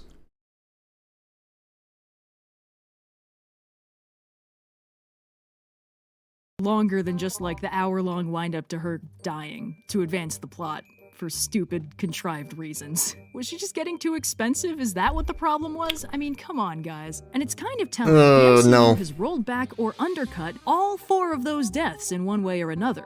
Yes. And it's fucking retarded that they did it. Loki and Gamora have time-displaced versions with 0 character development running around to replace their more interesting dead versions. Vision I'll 100% agree with that. got an actual proper send-off in WandaVision, and Wanda got to actually grieve, plus he's got his never mind. I won't agree with that. own not quite the same copy running around now for future appearances. And of course, Black Widow is finally getting that solo movie we were promised, which is a damn hard sell at this point now that she's already dead and thus frankly irrelevant. If the deaths had been Oh, that's not true. That's just not true, though. There's so many good prequel stories. Like, half of Better Call Saul's fucking main characters are dead in Breaking Bad. Mike Ehrmantraut is a main character. I'd argue him and Jimmy are the 2 biggest characters, because Jimmy represents the law and Mike represents the crime, and each of them, the story branches off of each of those two characters. But like that's half of the characters in that story right there. Is we know how they die. Does that mean we can't write a compelling arc for them? That's absurd. Red Dead Redemption 2, despite its faults, made Dutch van der Linde into one of the greatest video game antagonists ever. He's a very layered character, which wasn't present in Red Dead Redemption. Like, I thought you wanted more character from Black Widow to inform what happens in Infinity War and Endgame. Ideally, this movie would provide it. This movie didn't provide it. This movie was fucking atrocious. But ideally, that's what could have happened. We don't live in an ideal world, my friends. Properly impactful and narratively worth the cost, none of this rollback would have been necessary. Now, in fairness, the fact of the matter is that characters are not real people. Characters are part of the story and they exist to further a narrative, and some of them really are just props in other characters' lives, and that's not a morally bad thing. But the story probably shouldn't make you think that. Sure, we, the audience, may be able to guess that the hero's small, peaceful town and stern but fair father figure just exists to get torched by the Dark Lord in episode 1 to set up the inciting incident and set them on the hero's journey, but the hero doesn't know that, and that's what's supposed to be important about this. To the hero, that's their whole world. Torching that town and icing that father figure off-screen just tells the audience that the hero might theoretically care, but we don't have to, and the story won't really convince you that the hero does care. Okay, so if it only affects the hero and he properly grieves and it drastically changes the outcome or the journey that he's embarking upon, that is not fridging?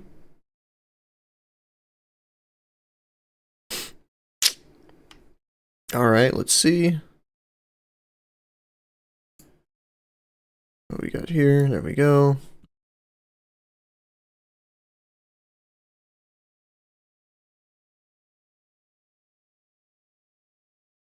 All three of those apply. Does this not make it a fridging? Or like, this is the issue with this term. No one can strictly define what it is. It's bad and you should avoid it. How am I supposed to avoid it if I don't know what it is? Right? You're not telling me. It disconnects us from someone we're supposed to be relating to, and it undercuts the emotional impact of the death when the emotional impact of the death is the only thing this trope has. Now, if the father figure had been with us for, say, 2 seasons or the first act or 2 of a movie, serving as a mentor figure... That's not relevant. Okay. Example that's on my mind, The Last Kingdom. I got bored of that show. It wasn't very good as it went on, but the pilot was pretty good. And the opening of the pilot has both... Actually, let me think. Does the pilot also... Yeah, okay. The pilot of this show not only has 1 father death, it has fucking 2 father deaths. Uhtred, the character, he's a little English boy in an English town. It gets raided by the Vikings. His father dies. And, he gets raised by the Vikings. He hates the Vikings, initially, for killing his father. But then as he kind of grows up, he starts to love them, and he begins to see the nuance to this. And his adopted father, he grows very fond of him.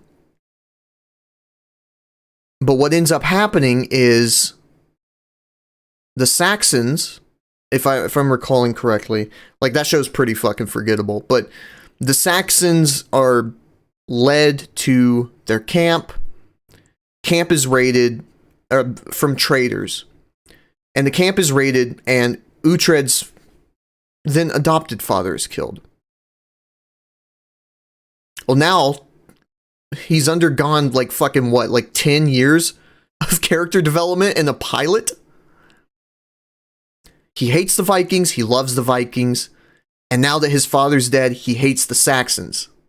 But he's still kind of riding that fine line, you know?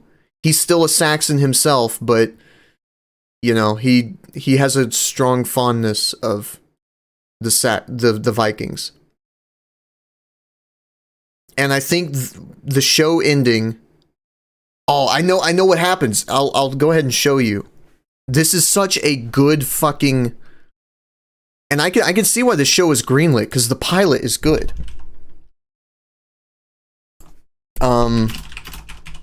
Let's see if I can get the shot. I don't want to play it because I will get stricken. But if I can find the shot...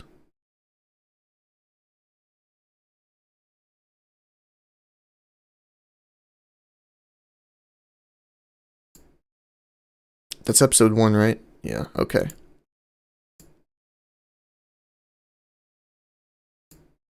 So let me just explain it. So as a little boy, his father is killed, and his father's head is taken by the Viking. He rides up to the castle, and he has his father's head, the young boy's father's head, and he throws it on the ground as like a whole, you're next. Right? And then the young boy gets taken by the Vikings. I don't remember exactly what happens. And he's raised by the guy who kills his father. And he begins to, love him over the course of the next 10, 15 years. And then the finale of the show is... I believe, here's what I think happens. Something happens in the Viking camp, and these couple Vikings go turncoat, and they snitch on the main character's uncle, who was kind of in a power grab. He wanted to be Lord of Bebbanburg, right? But obviously, with the little boy still alive, he can't be Lord, because the little boy, who's now a Viking, he has the rights. So what happens is these Vikings snitch because something happens in camp, and they know where the Vikings are at now. And that gets his father killed. So the final shot of the episode mirrors what he saw as a young boy, which was his father's head being thrown onto the ground by his later to be adopted father. Except this time, it's him riding up, and he throws the head on the ground, threatening the person at the castle. The point is, you don't need 2 fucking seasons, right? This show had 2 fathers that died in the course of like 40 minutes. You don't need 2 seasons. All you need is efficiency. Again, utilize the most in that time that you have with those characters.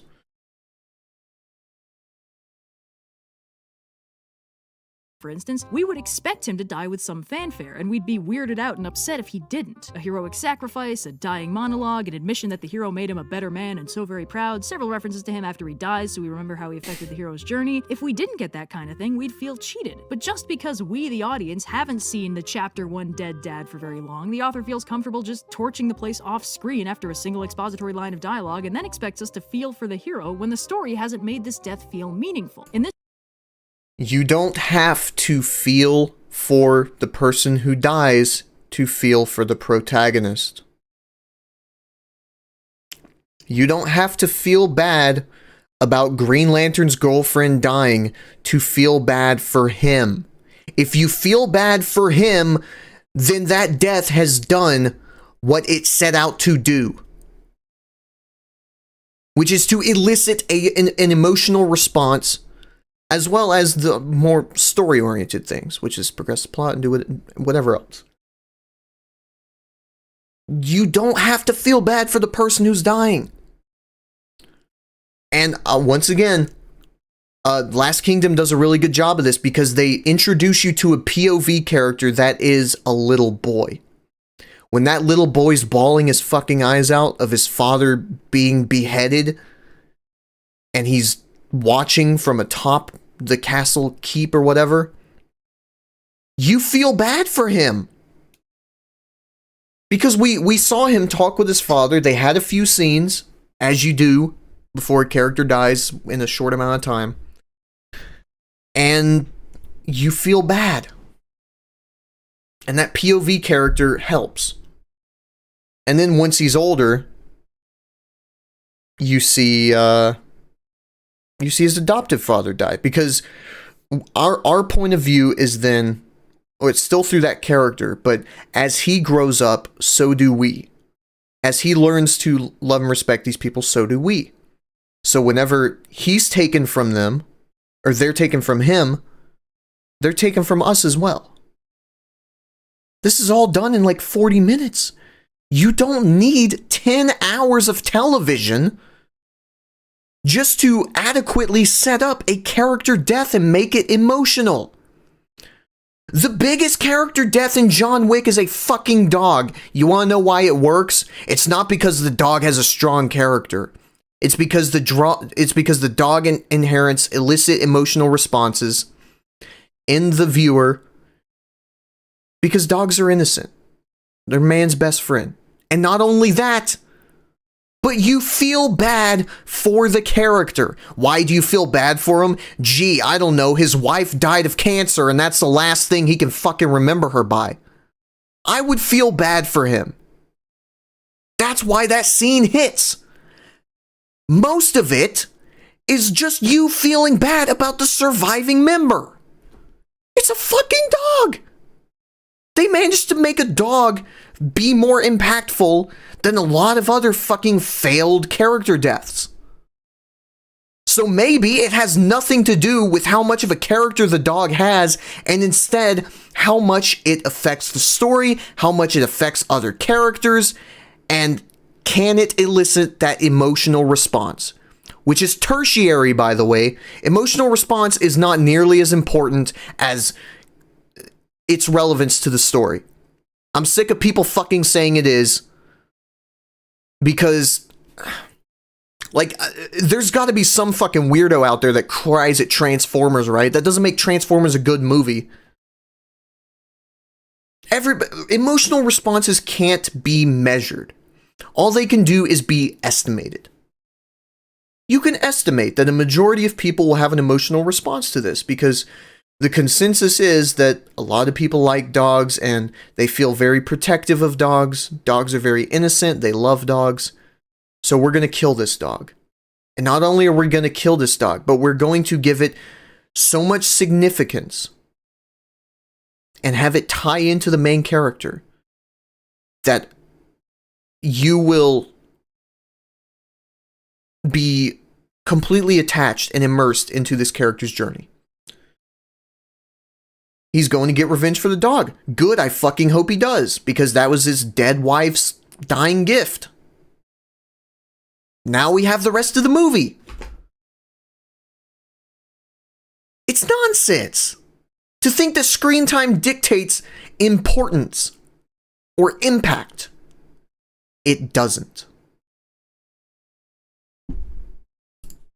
Structure, the amount of weight a character death is given is not proportionate to how important the character is. It's proportional to how much screen time the character was given, which has nothing to do with how the characters should be reacting to this loss. Fridging is a very disliked trope. Hold on. Wait. For one thing, you'll be hard-pressed to back. Structure the dialogue and then for very long. The author feels comfortable just torching the place off-screen after a single expository line of dialogue and then expects us to feel for the hero when the story hasn't made this death feel meaningful. In this structure, the amount of weight a character death is given is not proportionate to how important the character is. It's proportional to how much screen time the character was given, which has nothing to do with how the characters should be reacting to this loss. Fridging is a very disliked... I feel like this is just contradictory to her earlier points. Because I agree with this 100%. But then why would you make such arguments as a character death that happens only to upset a more important character is fridging? Plot devices that don't get the same exploration, depth, or gravitas as a major character death would be given are characters that are fridged.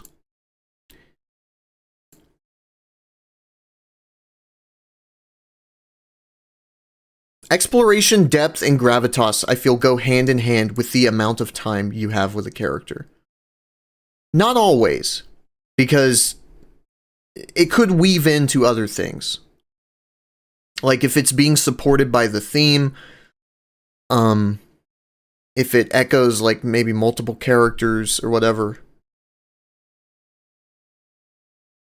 But like generally to explore a character,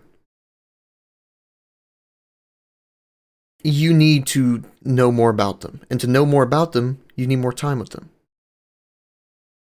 That isn't necessary to a character death. The deeper a character is, or the more time you spend with a character, the deeper they can become. They don't need to be a deep character to have a character death. And it mostly afflicts secondary characters or characters the writer considered broadly unimportant to the story. Black Widow's not broadly unimportant to the story. Her death saves all of half of life. Uhtred's father is not an important character. It's what sets him off to being raised by the Vikings. Uhtred's adopted father is not an unimportant character, because it's what causes him to go get revenge against the Saxons. Like, it could have been the Arrow guy, though. What you mean by that? The guy from Arrow? I haven't seen that show. And then secondary characters are more narratively disposable. True. Female characters are often in secondary and supporting roles. Yeah, that's because the majority of stories are written by men. Men know how to write men. That's just unfortunate truth. Hawkman. Oh, Hawkeye.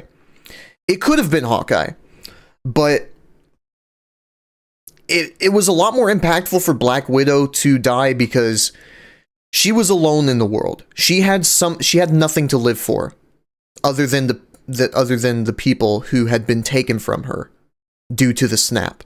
Hawkeye had a family. And I'm pretty sure she raises this point in the movie, like, you have a family. All I have is you, and while you are my family, like, you know, I was always born a killer, you know? I should have been gone a long time ago. But it's so weird that she's contradicting her own arguments she made earlier. Which has nothing to do with how the characters should be reacting to this loss. Fridging is a very disliked trope for... Okay. Some character deaths, I feel like he just looks weak crying and getting beat up by a crew.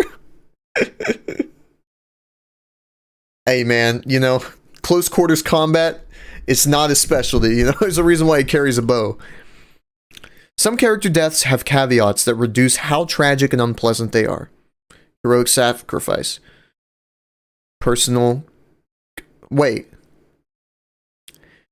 Oh my god. You just contradicted yourself again. Heroic sacrifice. She threw herself off a cliff to save half of all life. That's not heroic enough? What in the fuck? Fridging never does. Okay, so Black Widow wasn't fridged. All the argument that is behind what she is saying is, well, there's a lot of complicated elements to fridging, so I can pick and choose essentially what is a fridging and what isn't. See, some character deaths have caveats that reduce how tragic and unpleasant they are. Fridging never does. Oh, okay, so by this same standard, Black Widow wouldn't be fridged. Or is this just one of the many factors that contribute to fridging? How many factors are needed for a character to be fridged? This is why this fucking trope is so stupid and shouldn't exist. It isn't clearly defined. Yes, essentially fridging is just killing a character because the person who wrote it didn't write it through the lens of female character dying solely to move the plot and nothing else. She wrote it through the lens of every female character who fucking died was fridged, which is absurd.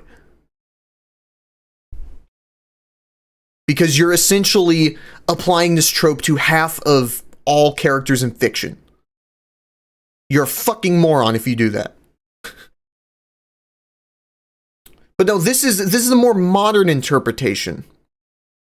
Which isn't that, well, you know, you're just a woman character who dies. But it is that, well, she dies so that she can motivate the protagonist, nothing else.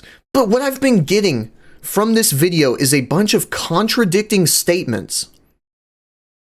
I feel like she didn't proofread this or something when she wrote this script, but it's so contradictory. This contradicts what she said about Black Widow. This contradicts what she said about Black Widow. No, it doesn't. This contradicts what she said about Black Widow. So she's throwing in a bunch of what's the word? Not identifiers. Like, these are things that correlate to a fridging. But she never says how many of these identifiers. She never says, is it all of them? Is it only one of them? Is a character fridged if they simply satisfy upsetting a more important character? Is that a fridging? Because then this is completely contradictory. Grief should be defined by how much they care about them. This video is so inconsistent and warbly. And the issue is, as it boils down to it, fridging is an undefinable term. She's trying to define it. It cannot be defined. She's making a bunch of arguments that only harm her understanding of the trope, or her arguments regarding the trope. Is a very disliked trope for several reasons. For one thing, you'll be hard-pressed to find a heroic death trope that people like. Heroic sacrifices are basically the only one that's even halfway appreciated, since for the most part, killing a character is gonna feel... Okay, wait. Heroic is a very... which has nothing to do with how the characters should be reacting to this loss. Fridging is a very disliked trope for several reasons. Yes. For one thing, you'll be hard-pressed to find a heroic death trope that people like. Heroic I'm about to have an aneurysm. Where is it? Once again, she's contradicting herself. Where is it? Anyway, she showed a clip of Boromir earlier, which is one of, if not the most liked character in the entire Lord of the Rings trilogy, who has a heroic death. What in the fuck are you talking about? Some character deaths have caveats that reduce how tragic and unpleasant they are. Okay. Sacrifices are basically the only one that's even halfway appreciated, since for the most part, killing a character is gonna feel bad. But more importantly, fridging lacks the counter... Okay, so it removes the emotional impact. I disagree, but... balancing qualities that can make a character death feel satisfying or earned. A hero might die gallantly defending their loved yes, ones, there's Boromir. The heroic with an element of free will and choice, or fully at peace with their fate, making... Yes, personal contentment. You mean like when Black Widow threw herself off the cliff? Is she gonna make that argument? Or fully at peace with their fate, making their death a natural conclusion to their arc, or with some other caveat that makes the audience believe that their death works to end their personal arc. I wouldn't call that a death. I mean, have you seen Rise of Skywalker?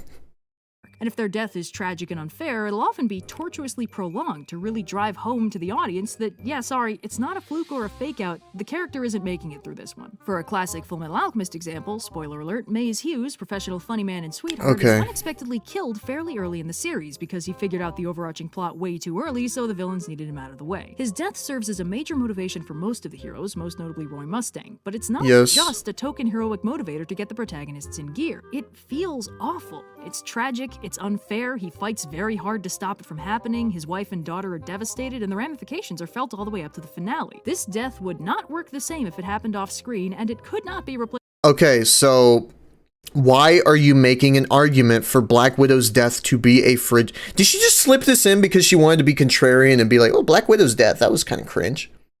Because it doesn't inform any of her later or previous points. Black Widow was content when she died. She was content knowing that she had saved Clint Barton's life. She was content knowing that she had saved all of the people.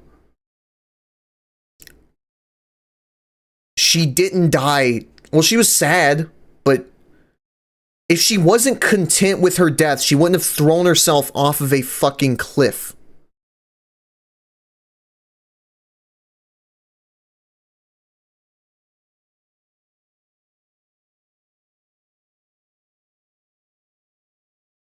Like, is there any person who commits suicide who doesn't want to kill themselves? Like, here, I'm gonna put a gun to my head and pull the trigger. I don't want to do it though, but like, whatever. That doesn't happen. There is a contentment that comes inherently with suicide. You are content with leaving the mortal plane and moving on to the afterlife. You don't get your life taken from you. You can't be like, well, I'm in the middle of working a 9 to 5 and I'm gonna go home and see my family. Oh shit, fucking train. There's none of that. You throw yourself off the cliff. You know you're gonna die. You've accepted that. That is personal contentment. So now you're making an argument against Black Widow being fridged. Why? That's such a needless segment of your video. It does no good. The audience believe that their death works to end their personal arc. And if their death is tragic and unfair, it'll often be tortuously prolonged to really drive home to the audience that, yeah, sorry, it's not a fluke or a fake out. The character isn't making it through this one. For a classic Fullmetal Alchemist example, spoiler alert, Maze Hughes, professional funny man. See, she is doing such a terrible job presenting arguments. I don't know how this video has fucking 58,000 likes and only 1,000 dislikes. This is borderline incoherent because she isn't. I really hope she comes to the conclusion, assuming there is one and this isn't just filibustering, but there's so many contradictions here. I want to know what fridging is. What do you think fridging is? How can it be avoided? All of these things you list, are these all examples of fridging? Or are these only contributing elements? Are only some okay? Is one okay? Are all of them okay? But I don't fucking know. Brainwashed simps. No, I know what it is, man. The majority of people who watch movies, play games, read books, books might be a little different. Like, watch YouTube videos, they're not thinking critically. They're not trying to look for contradictions in the argument. Like, I'm knowingly doing this because I'm writing my own thing on fridging. Oh, by the way, yeah, I'm writing a script on Prison Break. So far, I'm in episode 4, and I'm currently at 50 pages, so that'll be fun. But I go into a tangent about fridging and how fucking stupid these tropes are.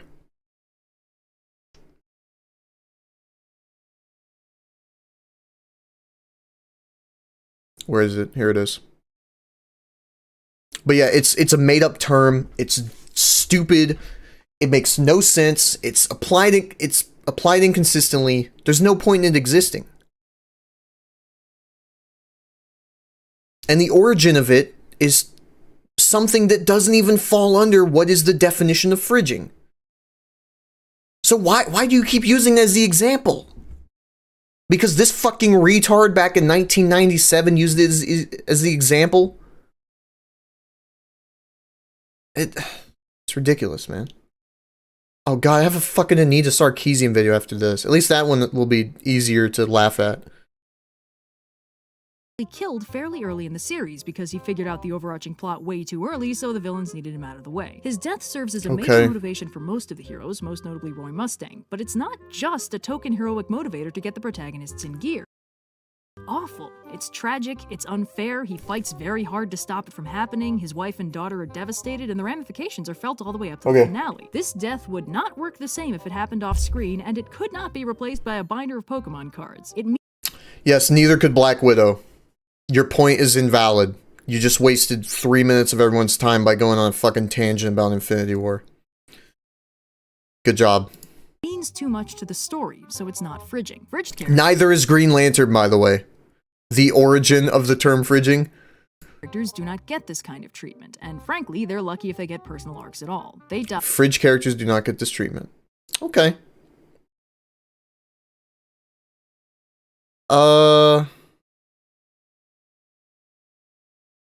I guess Green Lantern's girlfriend doesn't really get any of these.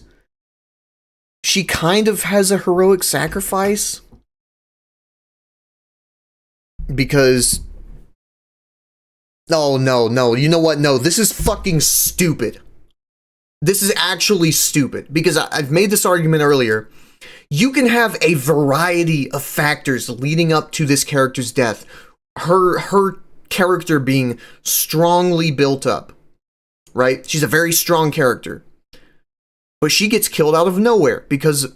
Here, I'll just go into something that I've fucking written, which would be considered fridging by a bunch of YouTube morons, but isn't. Because there are severe numbers of factors that get into this. Or that go into this. Okay. You know what? No, I can't even explain all this. Because there's so much, like, it's such a butterfly effect that starts from something so insignificant, and it leads all the way up to, oh, my house is being broken into by hitmen, and my girlfriend gets caught in the crossfire and killed. Oh, but it's fridging, even though it's been set up for the last 400 pages. Once again, is this fridging? I don't know. If someone doesn't fall into these three, are they automatically fridged? Only to make another, more important character feel sad or mad. It's not a heroic sacrifice, they have no agency in it, they're not at peace with it, and their personal arcs, if they get them, aren't neatly resolved in time for it. Their death or brutal. Wait, okay, so not only...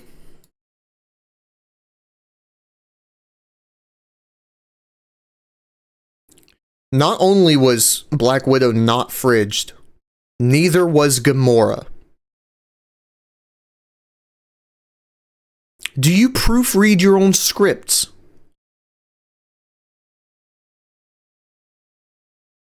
Gamora had thoughts of loved ones. She was thrown off the cliff by her father.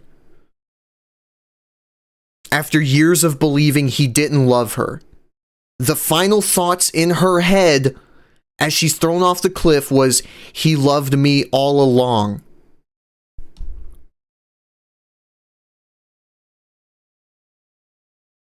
Oh my god. Why are you doing this?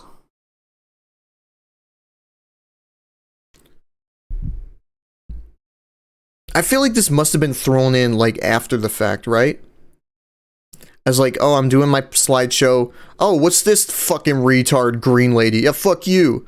Yeah, you got killed by Purple Man. Oh, what's this? You threw yourself off a cliff. It's so contradictory. Why?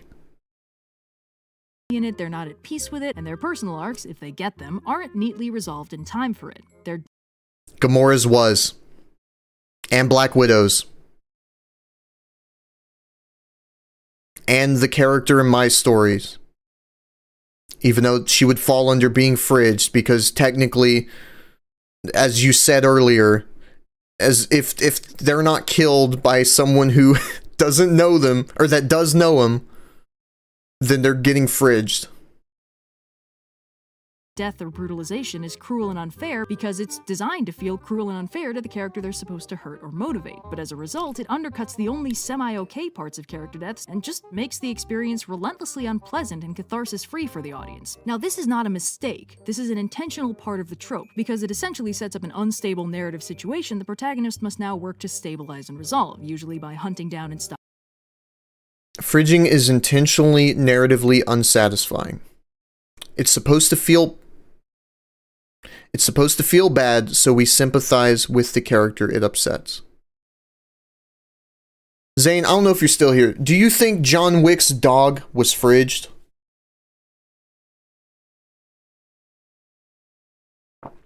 I went into this earlier because John Wick's dog is not a character. I mean, he is, but all of the character ascribed to him is through other characters, because dogs can only show so they can't talk, they can't espouse wants, motivations. Any value placed on an animal is done through other characters. So would John Wick's dog have been fridged? I think it's fucking preposterous to think so. Because, but it was killed. The dog that's right, and we don't know the gender of it, do we? I think it's a boy dog. Fuck. But what were you doing, Logan? You're comparing women to dogs? Wow. Listen, I'm not going to rehash the point about the dog, but you do not need a full-on fucking character arc to have someone die and motivate the protagonist. John Wick's dog didn't have a character arc. The dog's sole existence was to motivate John Wick to go on a revenge spree. So how do they do that? Well, through secondhand. His dead wife. It's a gift from his dead wife to John, saying, John, you should move on. That dog is a plot device to John moving on from his criminal life and his wife's death. And it serves a double meaning. And it's a way for him to grieve. The dog gets killed. The dog gets taken from him. And now he goes back on a revenge spree until he gets a new dog, which signifies thematically that he's now ready to heal. He's ready to move on from the criminal life. And then the next 3 movies happen, which are fucking dog shit, but that's beside the point. I know I'm comparing a woman to a dog, but it applies to characters as a whole. You don't need motivations. All you need is consistency. If you have a character who's like, wow, I'm what's a good example? Oh, here's a good example. If you have a character who's taking heart disease medication, and they stop taking their medication and they die of a heart attack, and that's done in 3 scenes. That's all we know of this character. They have heart disease, something makes them stop taking their medication, and then they die. That's a full character arc right there. Not only is it a full character arc, but it's consistent. It's a character death that is applied consistently. It makes sense for the character. Ideally, it would make sense for the themes as well and would also progress the plot. That character doesn't need 20 fucking hours of screen time. They don't need all this foreplay to their utter annihilation from the mortal realm. That's ridiculous. Stopping the killer. This is a motivation that starts an arc, so it's not meant to feel like an arc resolution, which is often the only part of Also, which is it? Because if we're supposed to sympathize with the character it upsets, but then the character it upsets moves on and just forgets about the character's death, which is it? Is it both? Is it neither? Because Black Widow isn't both. So is it only one of the two? Which means if a character death only affects the protagonist and how they feel, then once again, that is a lot of fucking characters that fall under that criteria. The audience halfway appreciates, but it betrays a fundamental dismissal of the Fridge character, which undercuts the very emotional impact they're trying to invoke. As an example, when Alan Moore wrote The Killing Joke, Barbara Gordon, aka Batgirl, is shot, paralyzed, and brutalized by the Joker, entirely to upset Jim Gordon and Batman and kick off one last terrible joke. She's not even killed, but how this traumatic event affects her is entirely glossed over in story. In fact, all She turns into Oracle. she says to Batman afterwards from her hospital bed is how worried she is about what the Joker's gonna do to her dad. It's heroic of her to be concerned, but that's not why her reaction was written that way. Barbara didn't matter to this story. Alan Moore has actually said he kinda regrets treating her that way. He thinks his editor probably should have reined him in instead of responding with, "And I am apparently..." Like, maybe that's poorly written, but it has led to some really good, like, Barbara Gordon stories where she does get paralyzed. Like, I'll give her this one. I'm not familiar with The Killing Joke. Quoting, "Yeah, okay, cripple the bitch." That fundamental... Wait. probably should have reined him in instead of responding with, "And I am apparently quoting, yeah, Got back onto the phone and said, "Yeah, okay, cripple the bitch."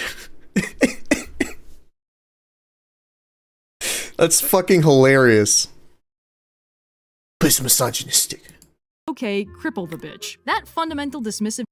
Here we go. Fridging feels bad because... I should write this one down. I don't care about how it feels, by the way. I care about how it affects the overall quality of the story. Oh, fuck, there's a gnat in my room. I gotta cover my drink. Alright.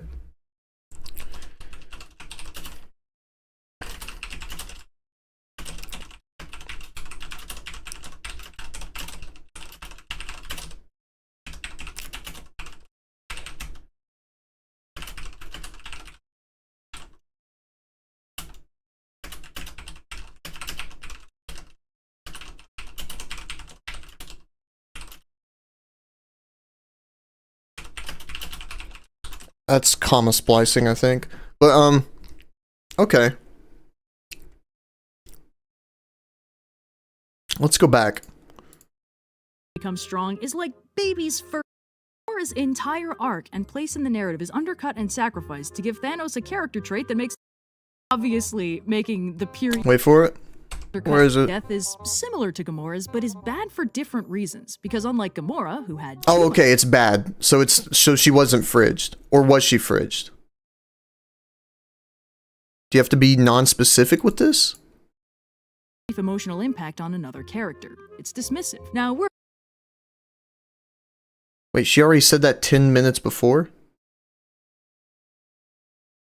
Wait, did she just repeat herself? part of the trope, because it essentially sets up an unstable narrative situation on the part of the creator really does drive home that fridging is a fundamentally broken trope. If the author doesn't care about... Yes! Okay, wait. Yes, it is a broken trope. Please, elaborate. And I am apparently quoting, "Yeah, okay, cripple the bitch." That fundamental dismissiveness on the part of the creator really does drive home that fridging is a fundamentally broken trope. If the author doesn't care about the character enough to give their pain narrative weight, they'll have a very hard time convincing the audience to care when they suffer. The only way the author can make the audience care in this situation is by making this unimportant death hurt another, more important character. But since the author doesn't care about the fridged character, they'll have a hard time writing the more important character's reaction to their fridging. The more important character cares more about the fridged character than the author does, so how is the author supposed to write their grief when they clearly can't even imagine it? Because the character... you're not necessarily meant to be emotionally impacted by it. You're fucking... This entire argument, this entire video is starting to boil down to, yeah, but what about how it makes me feel? And not at all about, yeah, but how does it affect the quality and structure of the narrative? How does it improve this narrative? Or how does it damage the narrative? A lot of these arguments just boil down to, yeah, but you might not feel bad about it. Oh, okay. Yeah, so if I cried to Transformers Revenge of the Fallen fucking 7 years ago, does that make that good? Does that mean that's done a good job with its characters because I felt an emotional response whenever Bumblebee fucking flew up into the sky? Get the fuck out of here, man. That's nonsense. It has you should not be making an argument about emotion when you're trying to define something.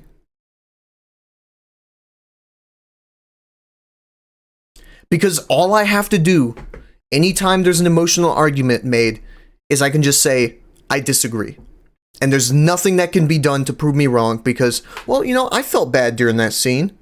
Does that mean they did their job? Okay, good. So Black Widow wasn't fridged, Gamora wasn't fridged. Good job. You just completely fucking deflated your own argument by appealing to emotion.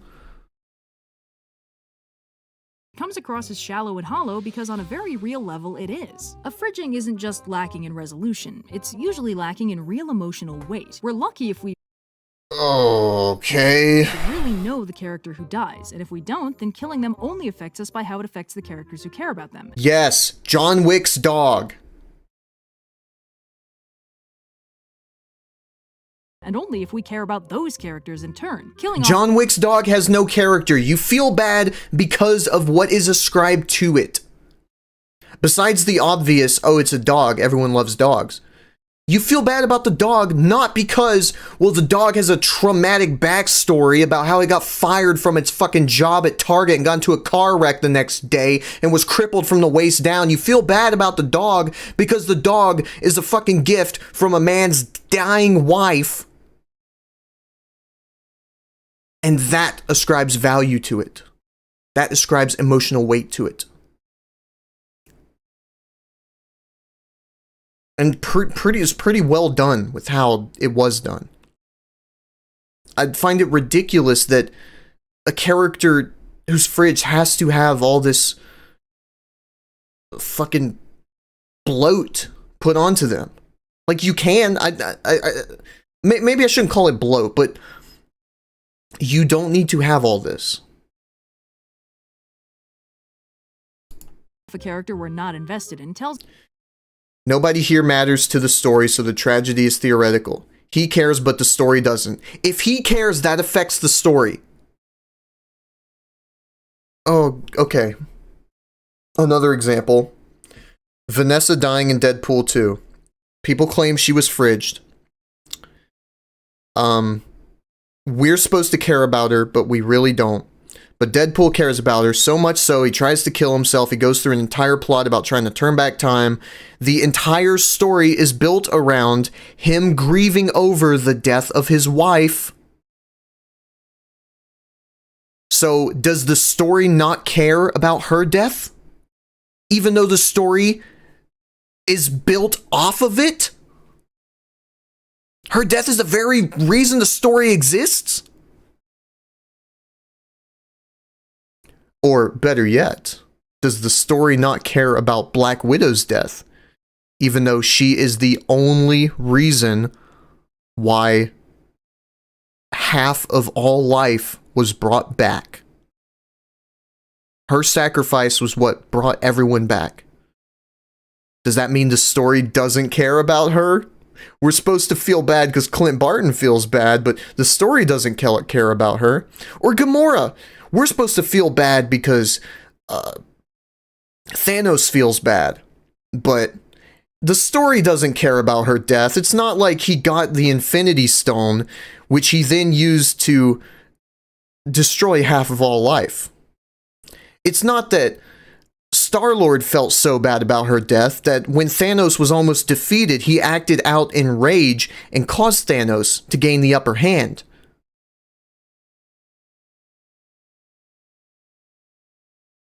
It's fucking retarded and it's so contradictory.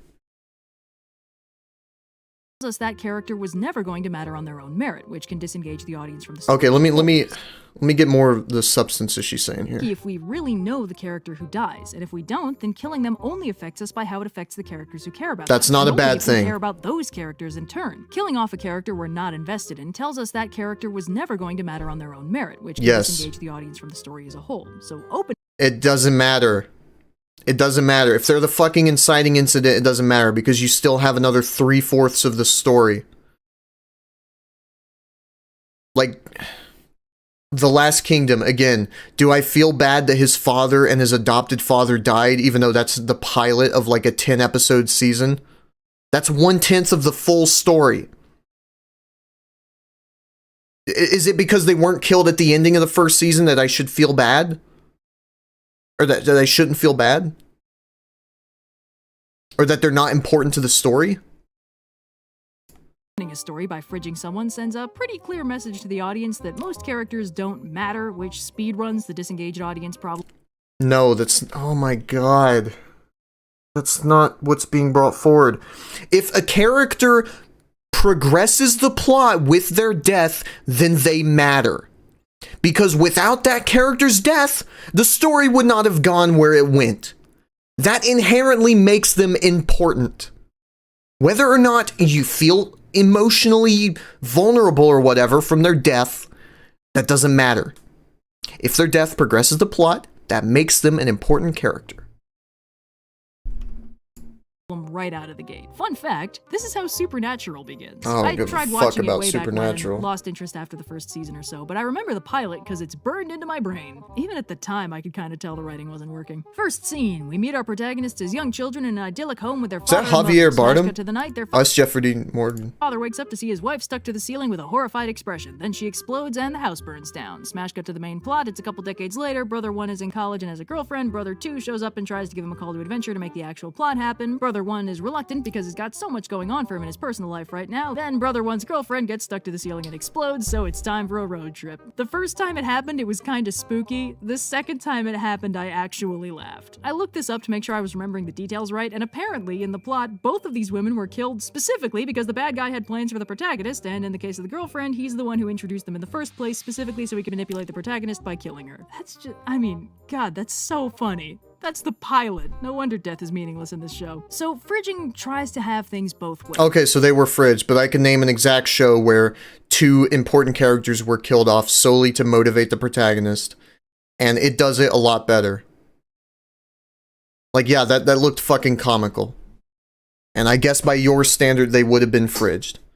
It's not my standard. I don't think the term fucking exists. I think the world's better off without tropes. But, fair enough. That is a good example of fridging, I guess.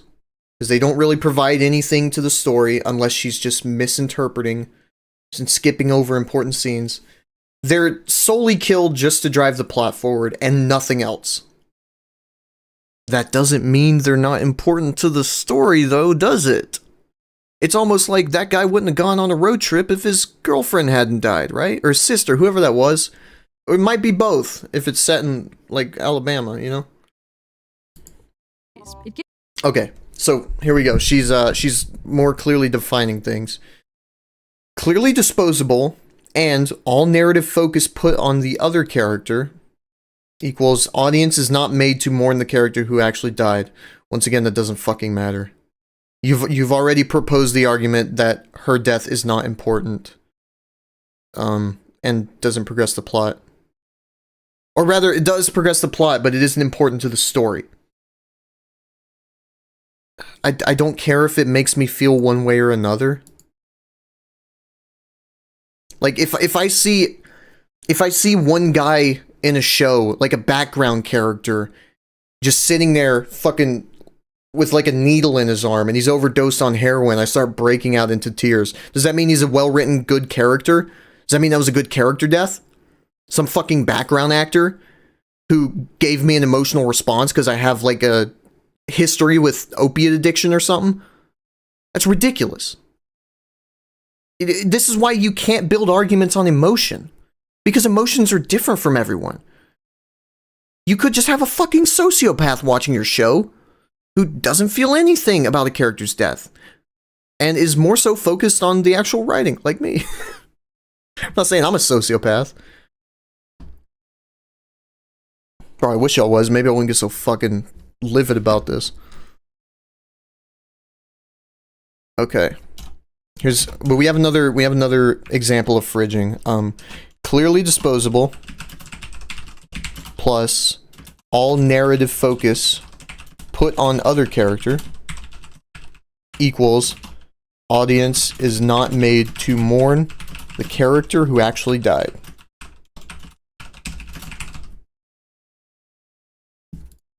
Gives us a character who clearly doesn't matter on their own, and then kills them in a way that highlights that they didn't matter to the story by their own merit, but then tries to tell us that their death really, really mattered to the character we're supposed to sympathize with. It's like the worst kind of damsel in distress, a character in trouble whose only trait we're given to care about Who is cares? that they're in trouble. It's almost the epitome of tell don't show. If we don't care about the character and they die quickly and unceremoniously, we never have a reason to care. If we do care about the character and they die quickly and unceremoniously, and all we focus on is how bad that makes someone else feel, it feels like a bad use of their potential, and it makes us aware of the hand of the Don't go there with Gamora. You've already contradicted yourself like 20 fucking times. author, which is never a good thing. Now, some authors recognize Some common tricks to make fridgings even a little emotionally impactful. this without really recognizing the problem, and will try to play it one of two ways. In one school of thought, the soon-to-be fridged character Sudden burst of screen time. Okay.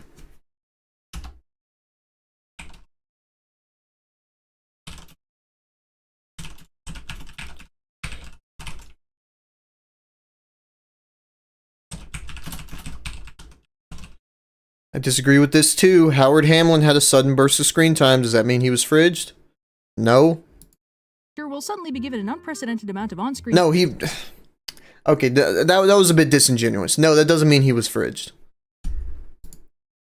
focus, and a handful of purposefully heartwarming or cute character traits to quickly get the audience invested in this hitherto non-character so it feels halfway momentous when they die. I like to call this the Whedon School of Fridging, or the Coulson Effect. This is the author's attempt to speedrun the getting the audience invested process without having to actually make the character stand on their own, or, like, matter. And on the flip side, sometimes a fridged character will give some kind of token justification. You mean matter like Black Widow? And the other one.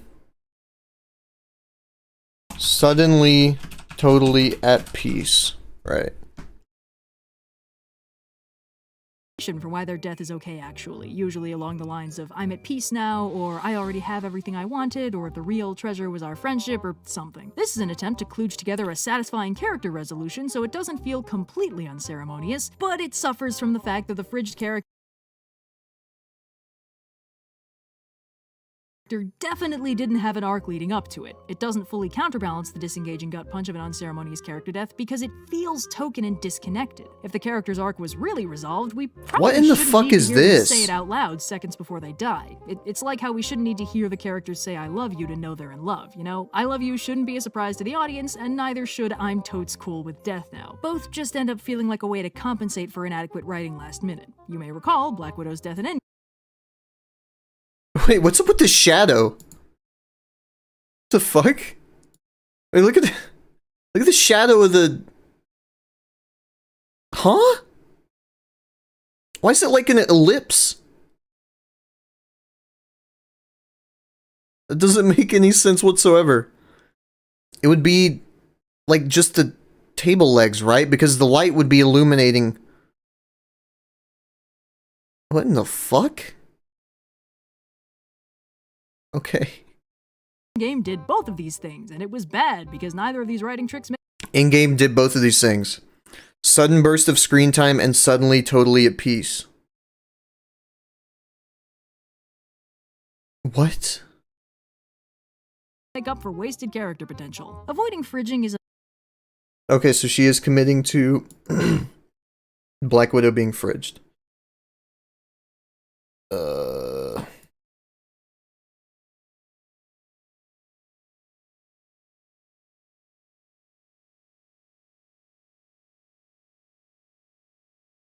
Keep in mind, Black Widow is fridged.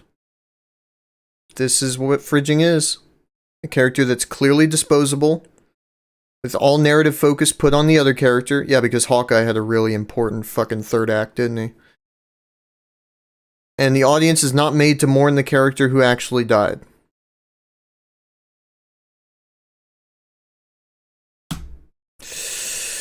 You're contradicting yourself so often. It's like she's making all these points, and then as she goes forward, she keeps making the points without looking back at what she's already said.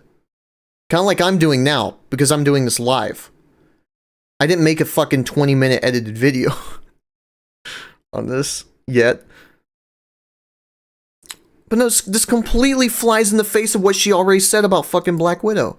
Adequate writing last minute. You may recall Black Widow's death in Endgame did both of these things, and it was bad because neither of these writing tricks make up for wasted character potential. Avoiding fridging is a matter. Okay, how to avoid fridging? I feel like this probably would be important. Oh yeah, that's right. She also said character deaths fundamentally change the story and the survivors. But if it does one of those things, it's still fridging. But if it doesn't do either of those things, it's definitely fridging. I don't know, man. I don't know how I feel about that. I feel like I'm just retreading ground on this, so I'll go ahead and move forward. So how not to fridge? Treat the character like a main character, or at least a beloved secondary character. Well, how do you do that? Do you do that through the main character, perhaps? How? What the fuck does that? At least like a beloved second character. So basically, just treat the love interest like the protagonist loves them. That shouldn't be very fucking hard. Okay. So that disqualifies Green Lantern right there. Give them a character beyond their relationship with the hero they're attached to. Hopes, dreams, agency, or other relationships. This just goes into my point about earlier on about this can really bloat a story really fast.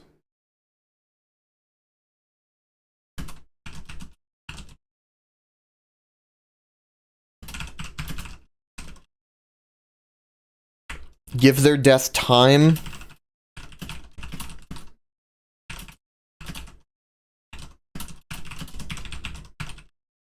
Not just one scene or a couple minutes of stoicism.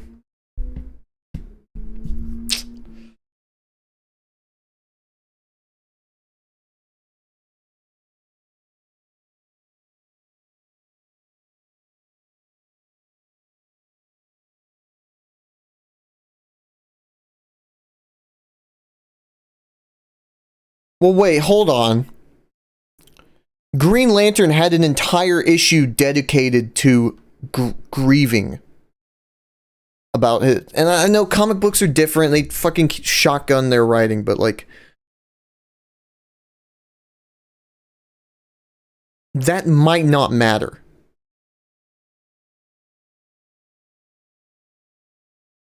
Because what if, for example, the character's death happened during the time of high stress? Let's say a character's girlfriend was killed as hitmen came to their apartment, and they don't have time to grieve because they're on the run from fucking hitmen. What do you do then? If the story ends before the character's given a moment to grieve? I guess that's fridging? These are far too blanket statements. Remember the off-screen and... Oh. I've already done that. Don't kill them off-screen, except no one mentions, 7. What's in the box?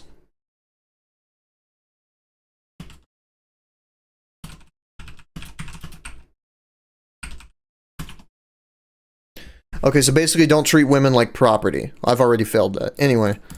Matter of giving the character their narrative due. It's about treating them like they really are the hero of their own story, and writing their death or brutalization as if that's where the story actually ends. How much more impactful would a fridging be if the story actually acted like an important story was ending with their death? And how many riots would there be if an actually important main character was iced as unceremoniously as these fridging victims are? If Captain America had gone over that cliff with a token little half smile and an I'm at peace now, there would have been fucking riots in the streets, and you know it. I guess this is just an Yeah, because it's not in his fucking character to do so.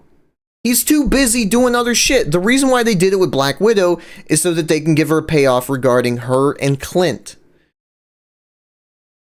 It wouldn't be the same. Oh, I mean, I guess it would be in character for... This is why I fucking hate how Captain America went out too, because he should have went out sacrificing himself to echo our first introduction to him. Or one of the key aspects of his character, but... It's just as impactful with Black Widow because she also has that element of self-sacrifice and, you know, you've got to live on because I have nothing left to live for. You guys are my family and I would die for you. Now he deserved... No, he didn't. No. Captain America let 9/11 happen. Don't forget that. He went back in time. He could have stopped World War II. Well, he did, kind of. He could have stopped the Vietnam War. He could have stopped the Cold War. He could have done all this. He decided to sit in his fucking home with his wife. That is not Captain America at all. His ending entirely predicates on him being selfish and thinking about himself, which is a complete 180 from everything we've known about him. Captain America should have died sacrificing himself for someone else. Because that's the kind of person he is.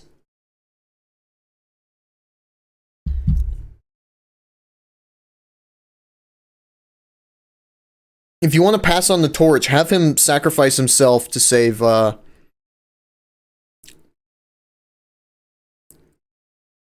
don't know, Bucky or something. Or, I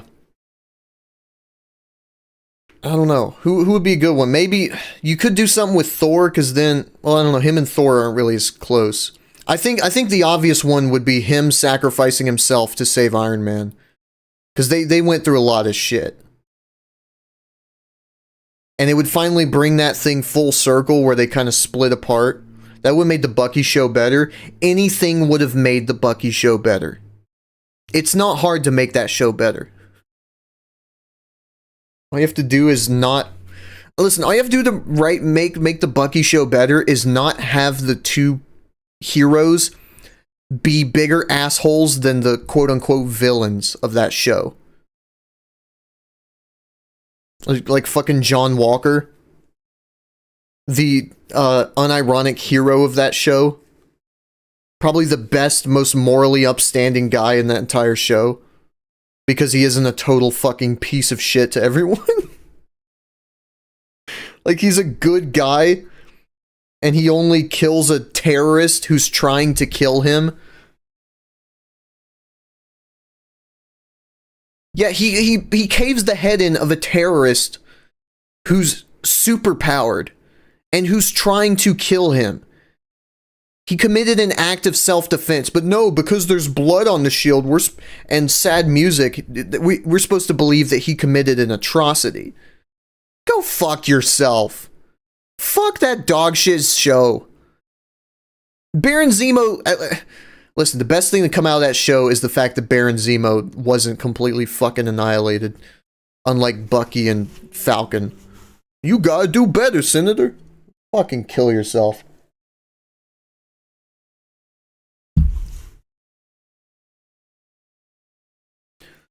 Also, I find it so funny that their purpose for giving Falcon the Captain America mantle is because, well, we're giving, you know, we're giving this black man a voice, and we're giving him, you know, he gets to be Captain America. But the entire thing's predicated on this black character has his own thing, but you instead want him to take over the mantle of a white character? He can't have his own thing? Like, I don't know, bro. That seems kind of racist to me. Like, oh, Kate Bishop is going to become the new Hawkeye? She can't be her own character? Wow, seems kind of sexist. Riri Williams is going to be the new Iron Man? She can't do anything else other than copy everything he does better? Seems kind of racist and sexist. Like, it's so fucking stupid. I hate what the fuck they're doing with Marvel. It's dead. It's dead to me. It died after Infinity War. Cliff with a token little half smile and an I'm at peace now, there would have been fucking riots in the streets, and you know it. I guess this is just No, then you would have probably been bitching about him being fridge too. another trope that boils Well, I down. mean, yeah, I guess that's kind of the argument she's making, but no. No, it worked with Black Widow because of the Hawkeye element being there. And the character dynamic that they had. down to it's better to write actual characters with age. Also, Captain America wouldn't have been able to go there by himself. So who would have accompanied him there? James Gunn is making 24 Batman? No, he isn't.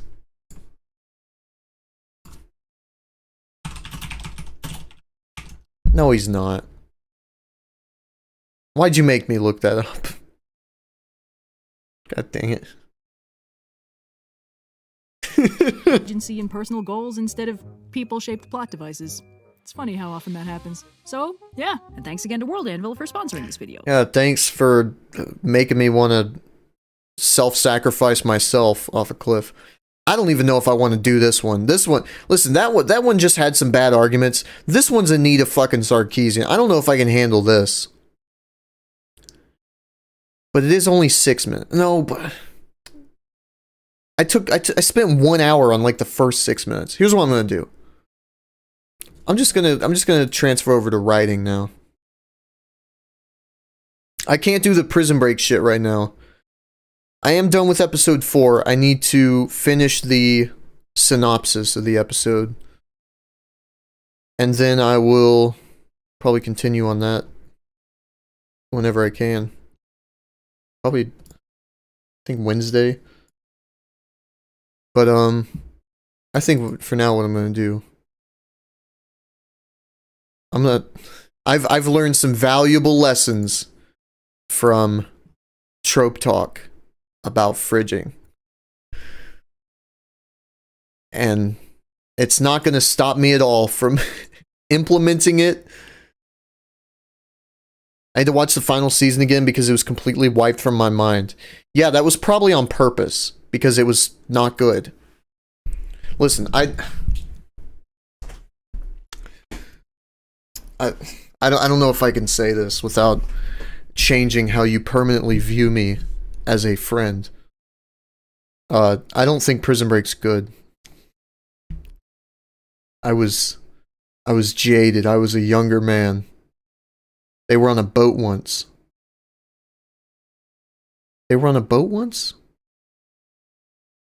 When season 5 and I'm trying to remember. I don't remember shit. Let me save this document.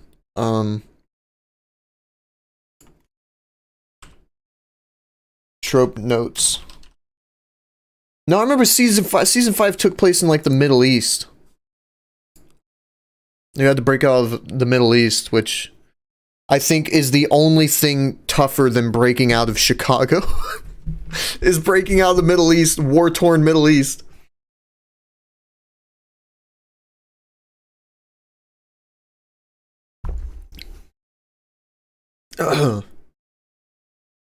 They boated back to America. Oh, you know what? I think you're right. I remember that. Yeah, that's right. Shit, I can't remember. Yeah, Prison. Listen, here's what I do remember about Prison Break. The first season's the best one, and it gets worse after that. And so far, I'd say I'd give the first season like a 5 out of 10. That's not a good start. That's not good.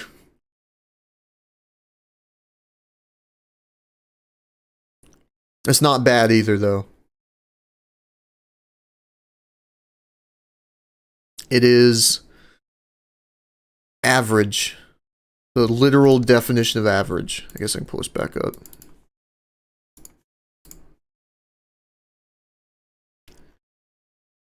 The music and the transitions. I like the transitions, and the music was really good. You know, Ramin Djawadi did the music. The same guy who did Game of Thrones, Westworld. A very good composer. I didn't know this until I actually, like, did some research into this show. The music is really good.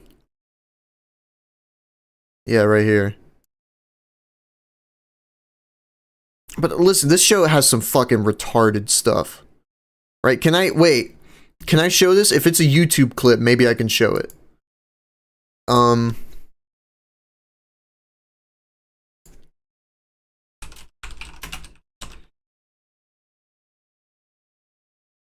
No one has YouTube clips of Prison Break. It is forgotten. That could mean I'm either safe and capable. Here's what I'll do, right? There's gotta be one of the dumbest fucking scenes I've ever seen in television. It is hilarious. It was in Prison Break, Season 1, Episode 3. Saw a short of Season 5. Okay. Here we go. Where is this? Oh, that's another scene. Okay, you remember... Well, I'm sure you don't remember, but, Season 1, Veronica Donovan, she's investigating... By the way, this fucking look she has this same look every single scene in the entire show. She does this same, like, upturned fucking smirk. It was endearing at first. I'm beginning to fucking despise it. But, oh my god. I said that partially as an exaggerated joke, but it's actually true. But yeah, this woman's being hunted down by the, Secret Service. That's feet. And she's in, Veronica's office as she goes out to have a smoke. And when we come back, Agent Kellerman, he comes in, and he's like, hey, you know, we know what you're doing, kind of. And then she's freaked out because that means Letitia Barris got captured. So what she does, she walks through the halls. I should probably have this muted. She walks through the halls and she looks in the break room. She did have the same face even when she died. Oh my god, did she really? Oh, I want to put that in my video. That'll be fucking hilarious. So she looks in the break room and she notices this lit cigarette here smoking. Do you notice the obvious issue? Well, let's go ahead and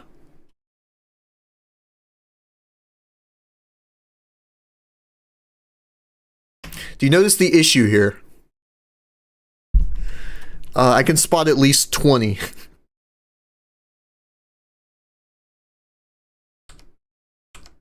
By the way, she didn't walk off. She was kidnapped by these guys in broad daylight in the packed streets of Chicago. She was established as a character who's extremely paranoid and freaks the fuck out when she sees guys in suits. What happened? How did they grab her? I spend an entire, like, 3 pages trying to cope with what the fuck happened. I still don't know. It's literally impossible. Everything in pink. It's impossible.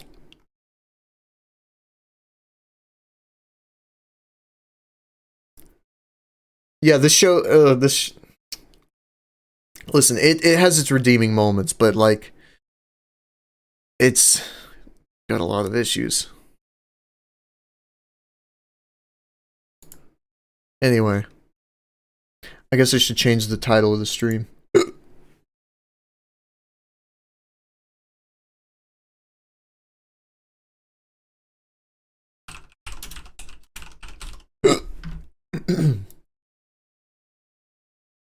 Yeah, I just find this so funny, that whole idea of tropes. Because I'm looking at my thumbnail here from Snatch, one of the fucking best movies ever. It's just ridiculous how it's predicated a lot on how much screen time and how much depth they have as to whether or not they have a satisfying payoff in character death. That's nonsense. Because, like, Snatch, it has, like, a ton of fucking characters. And when you have a ton of characters in a show like that, they're only going to have a few scenes. So you want to make sure each of those scenes establish them as very strongly as possible. I think the biggest example is Frankie Four Fingers in Snatch, where he really only has like maybe 2 or 3 scenes in the movie. He pulls the jewelry heist. He's talking to Doug the Head, or I think. Or no, he's talking to his contact or whatever. And he gets told about this this booking place that he robs. And he goes to do so. And while he's talking, we see him dressing up, and he changes through like 7 different outfits during the conversation. And so when he goes to rob the place, what he does beforehand is he goes in the back of his van and changes clothes. And because he takes so long in the back of his van, the guys who go there to rob the place because they got intel, they back into his van, and he's stuck in the back and he's not able to get out. The guy that they're supposed to rob, and they go in the booking place, and there's nothing in there because there wasn't the drop off yet, the cash drop off, because he's still stuck in the van. And then the next time we see him, he gets captured and executed. Well, like, that's a good enough payoff right there. He put himself into that situation because of his indecisiveness with the clothing. And also, it works with the bookies because he wants money to go gambling. He took that job because he wanted to go gambling, because he's a big gambler, and he always fails when he gambles. And he ends up getting captured and killed because he takes too long changing his fucking clothes. Like, that's a perfectly fine character arc. He wasn't fridged. He had a beginning, middle, and end. He was consistent with his character, and he died as a result of his own actions and a combination of others. Just because he doesn't have much screen time doesn't make his death any more meaningful to the story. And it doesn't make his death any more badly written. Or any less well written, rather.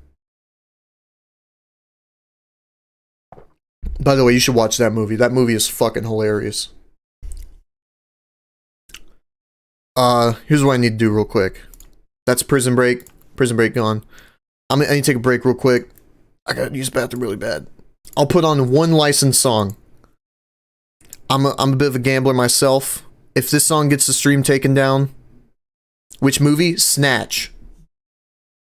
It's got Brad Pitt in it. Dude, that movie's so good. That's one of the movies that GTA 4's story was based off of. That and Lock, Stock, Smoking Barrels, which is another Guy Ritchie film.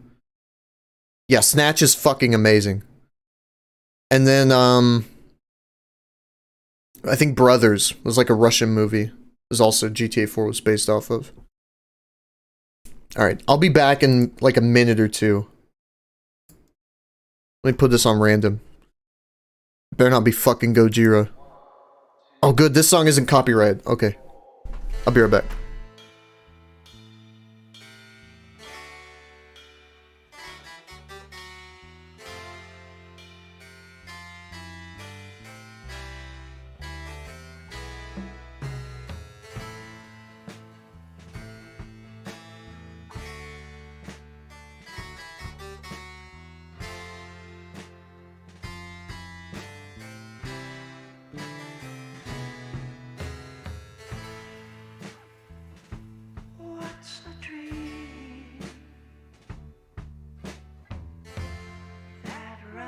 feels cold after dark,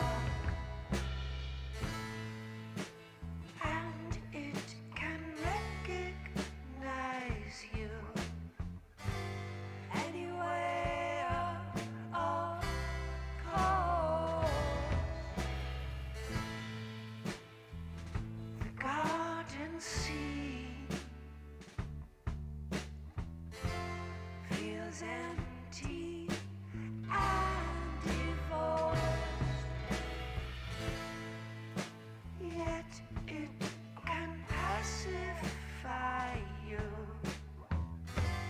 anywhere, of course. Both you and me are junkies for despair. How long when those evils are there?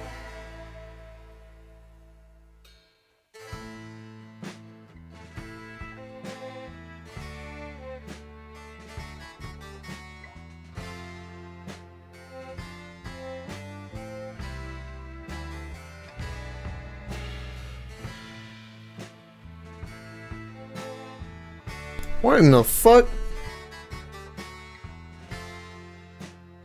This song got me feeling like.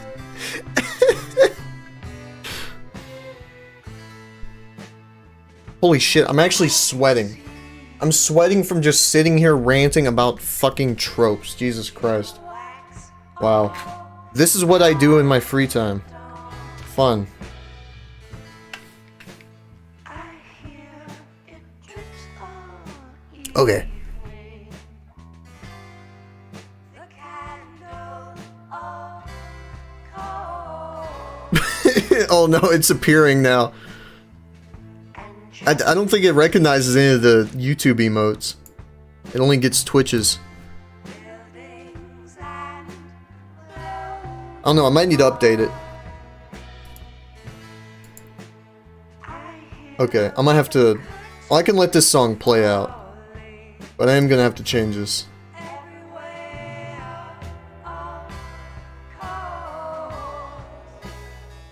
Are you on Twitch at the same time? Fuck no, fuck Twitch.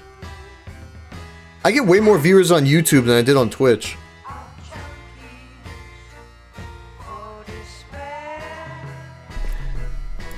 I think the highest amount I had on Twitch was like 7 viewers at the same time. But that's because I was hosted by someone while I was playing with another streamer. And I think I've had up to like 10 on YouTube. Or on, yeah. There was one stream that a bot came in and gave me like 50 views, but Twitch is for hot tub streamers, man. And whores. No, I just don't like their whole content moderation policy. YouTube's is bad, but Twitch's is even worse. Because it is so inconsistent. So how's it feel? Okay. Frost crawling over you. Just a second. Alright, I'm just gonna continue off here. So frozen. Okay, so this is the time jump.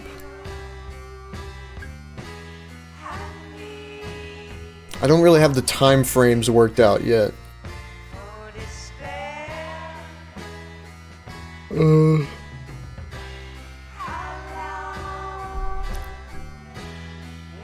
What do we get from Eli?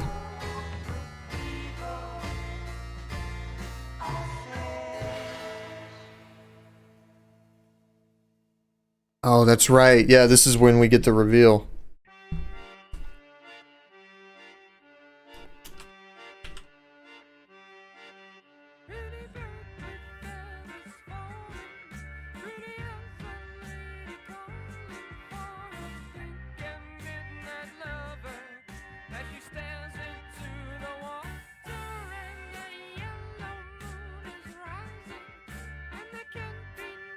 I'm trying to think here.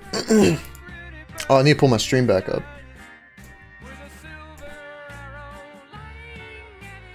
There we go. Shut up. Alright. No, wait, no, stop! I can't be playing this. I forgot. I can't be. I'm gonna get my stream blocked again. Alright. Here's what I can do. Let me, I guess I could do like a video game OST. I guess give me a video game, I'll play the soundtrack for it. Otherwise I'll just do like Hotline Miami, I guess.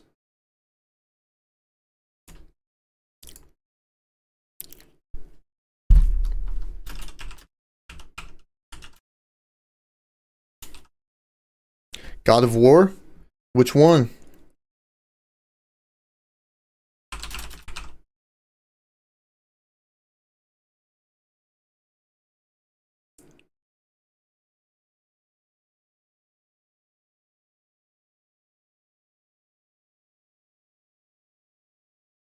Oh, they got a full album.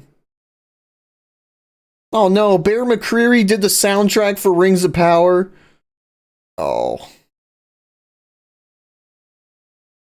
I don't know whether to feel bad for him and be happy for him for getting paid or for being associated with that monstrosity. Alright, we'll do Ragnarok. I don't acknowledge that show! That's gonna be the most insulting thing I've ever heard someone say about it. I don't acknowledge that show.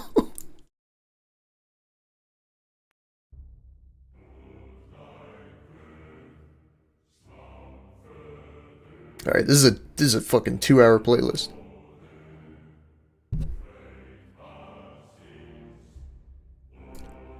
I don't have a PS4, or I guess I do have a PS4. I don't have a PlayStation to play this. And I wouldn't. I'm gonna wait for this to come out on computer. So I can get the first one on PC. Because, like, I'm not gonna be able to find a PS5. And I'm not playing that game at fucking 30 frames, man. Listen, I'm a cultured. I have high standards. I think also just has stroke.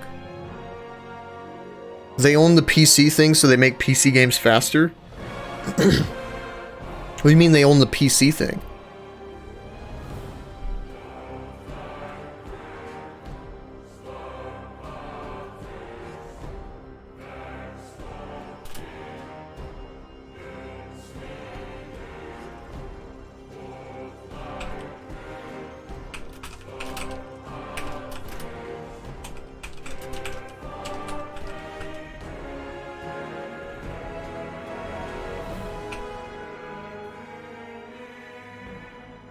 Okay, I guess now would be the time to reveal it. Do I want to go with Fumigators or...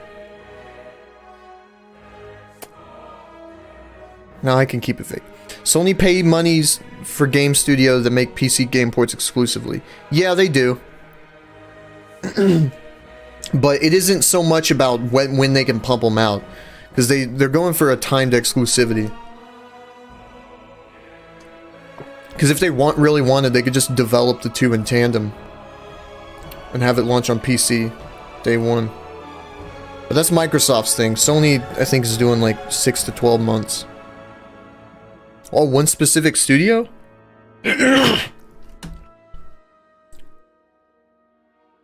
me see. For God of War? Santa Monica? Santa Monica made God of War.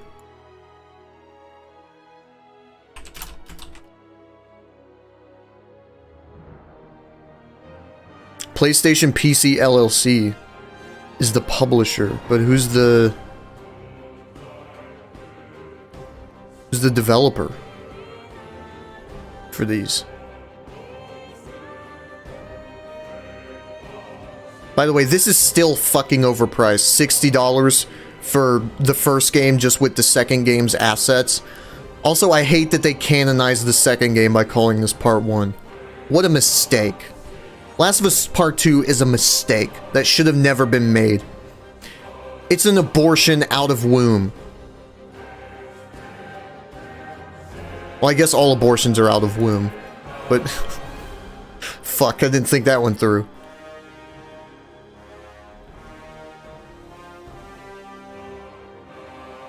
Nix's software, maybe? I don't know.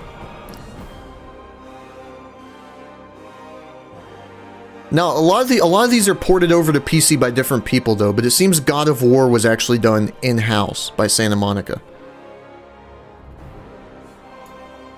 But yeah, Last of Us Part 2's a mistake, should have never happened.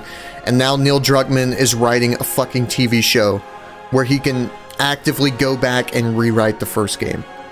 What a fucking terrible proposition. I don't care if the guy who made Chernobyl is the co-writer. He's not going to be able to rein in that fucking man-bun wearing hippie loser. Also, I shouldn't make that insult because I have a man-bun, but that's beside the point. Like, you're actively butchering the good grace that you've had through The Last of Us. Most of which was through writers that are no longer there. Writers and directors.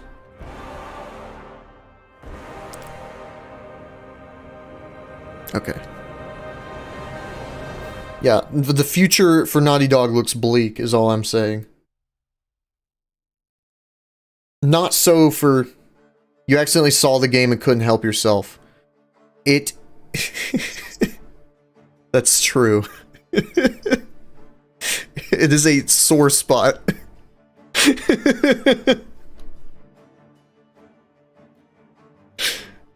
Listen, I'll get it. Maybe. But like, I'm doing it again. I'm fucking doing it again. Holy shit. Okay. This game only. This game only. I'll get this game, but I'm not gonna pay for it. Listen, that's all I'm gonna say.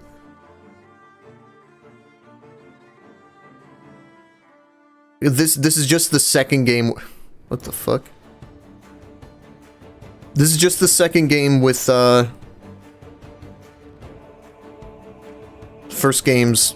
Well, no, no, it really is though. It's just the second game with the first game's story, which isn't necessarily a bad thing. As a Star Wars fan, you have to learn to ignore most of what they make. Most. Listen, I can considerably call myself not a Marvel fan anymore. Because, well, you know, No Way Home was good. Yeah, but what about the other 19 fucking things they released that were, like, gutter garbage, you know?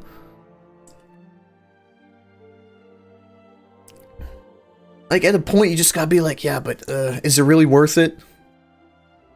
Is it really worth, like... losing a finger to reach for, or losing a hand to reach for the Holy Grail?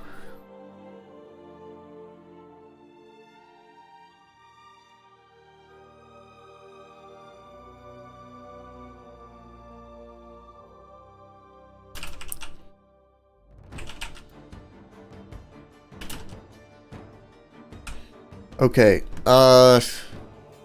listen, I'm having trouble with Eli, because he just doesn't have enough yet.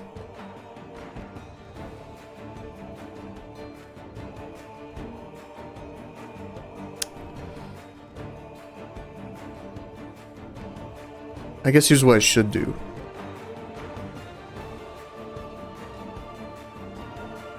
Just mad because you're a man and racist sexist. Yeah, I'm just mad because Joel died. That's the issue. You're just mad Joel died. Abby was a good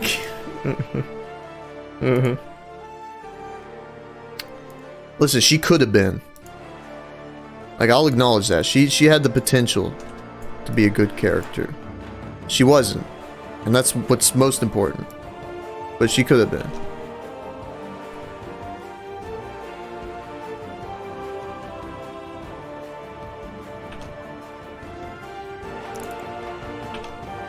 Okay.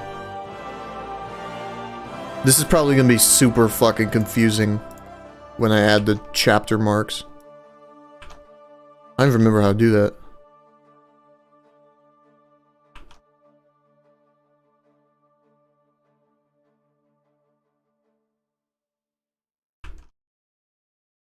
Okay. How do I do that?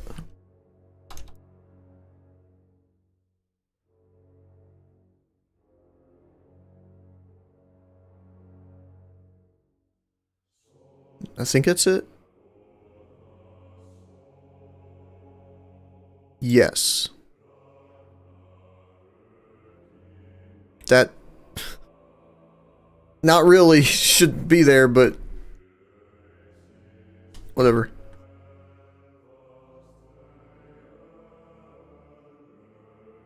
Okay.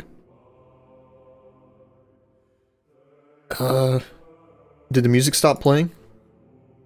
No, it's just really quiet for me. Okay. Confirming.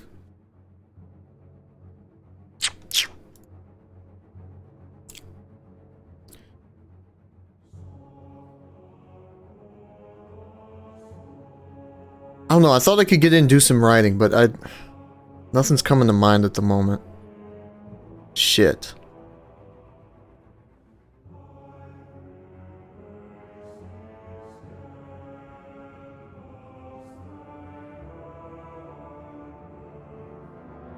I think the big issue is I'm writing an Eli chapter and I don't have enough for him yet.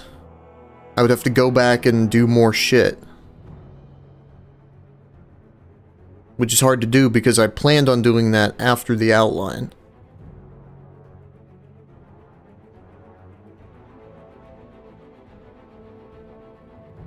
Yeah, you know what? I'll just not worry about it for now.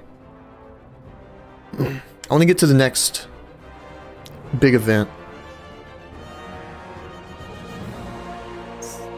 Oh, I already did that. No, yeah, I already did that.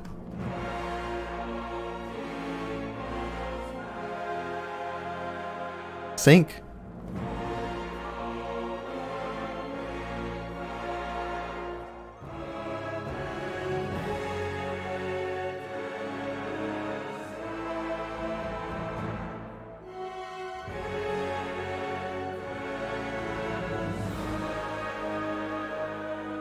Okay.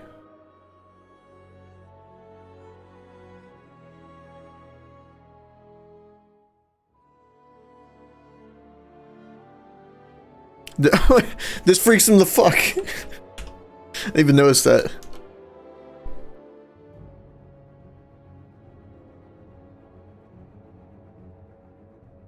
I guess it would be a good transition to just, that'd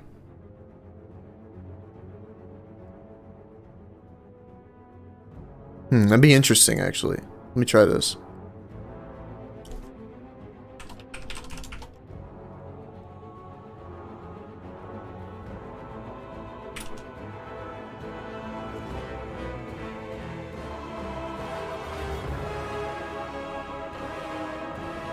Ooh. You know what? No.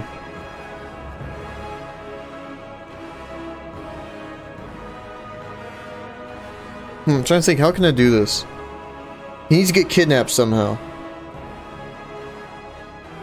But I'd like it to play into his character. But coming back from a drug deal feels kind of contrived. Because, oh, you're doing this on this day of all days.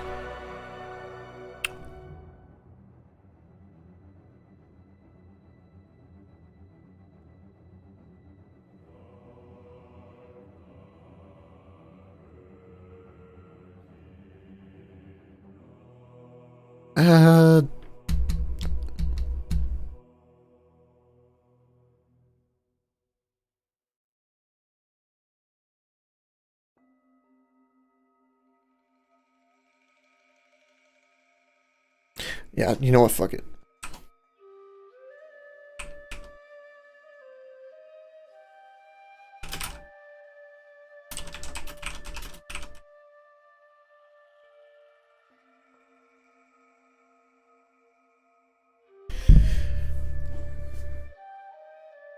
Oh, this is rough, actually.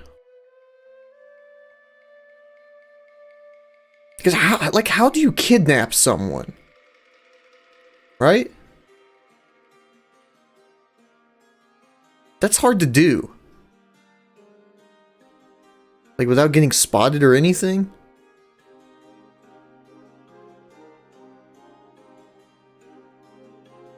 So maybe he doesn't go to them.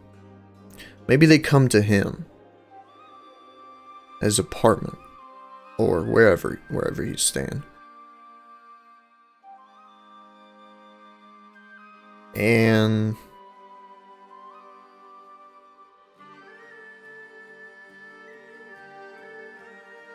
Dahmer them?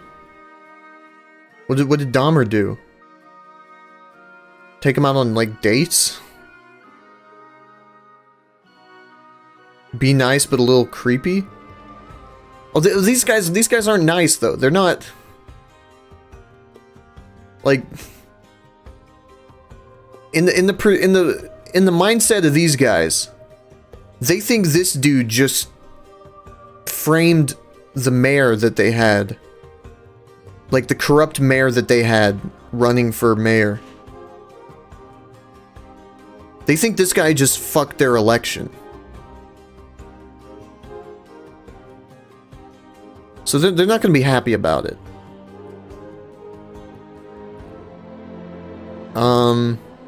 Yeah, I'd say maybe they just come to him.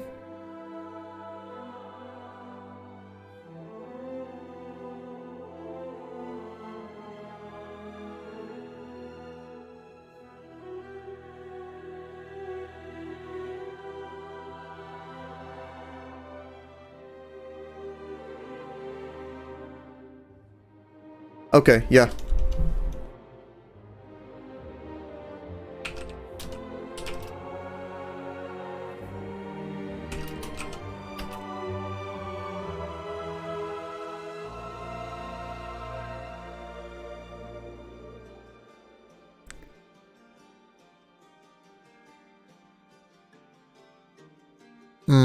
No, let me word this better.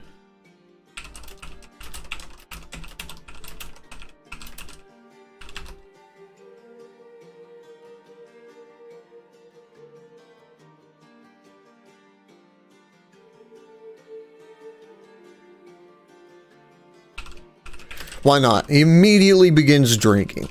Because that's what he does.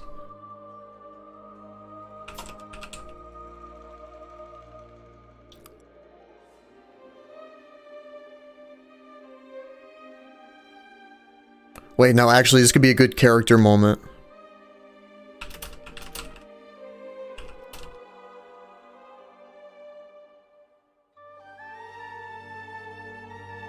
Oh, fuck yeah, right? Because he hates being alone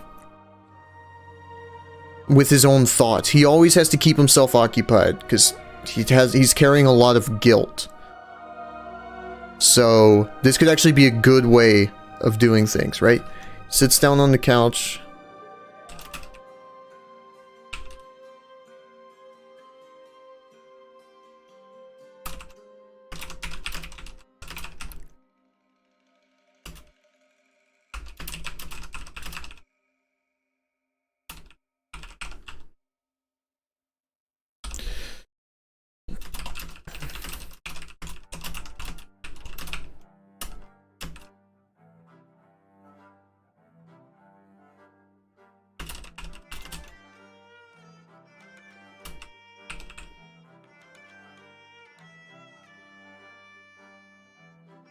What?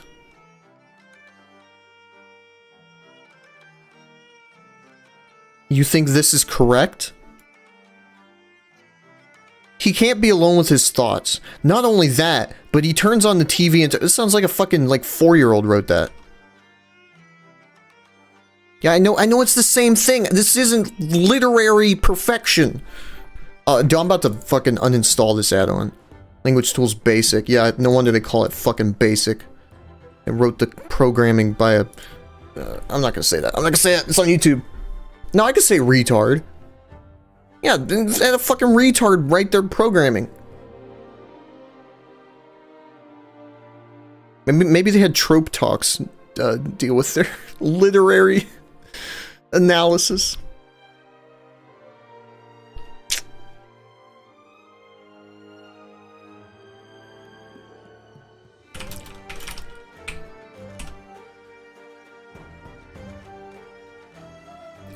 Jim Cornette says it, so it's okay. Jim Cornette says a lot of things that aren't okay.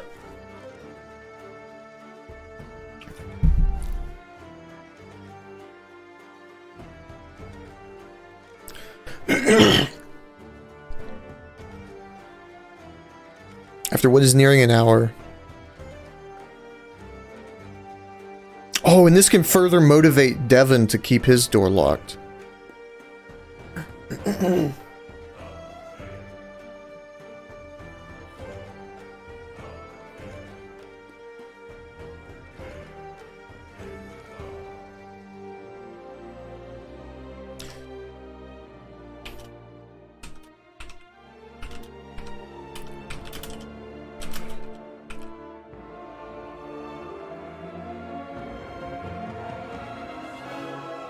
Alright.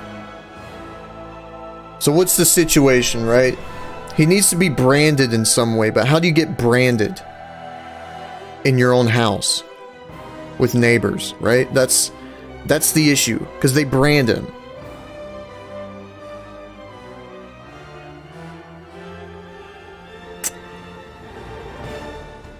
I don't know. By the way, I don't know if you know who Larry Lawton is. That's where I got this from. Because he told a story about a guy who, like, had stolen money from the mob. And, he wouldn't tell them where it was, so they branded him.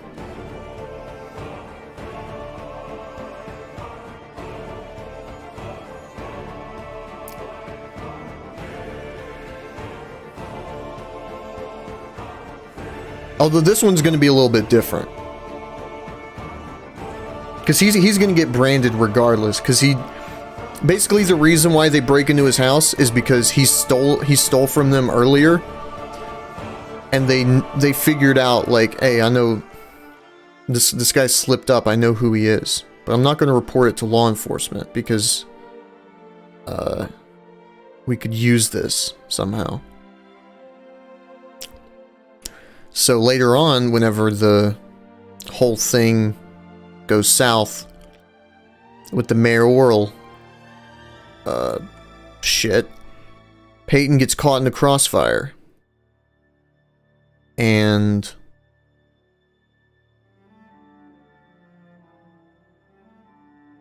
they come to his place and break in. But because he legitimately had nothing to do with it, there's no information he can give them.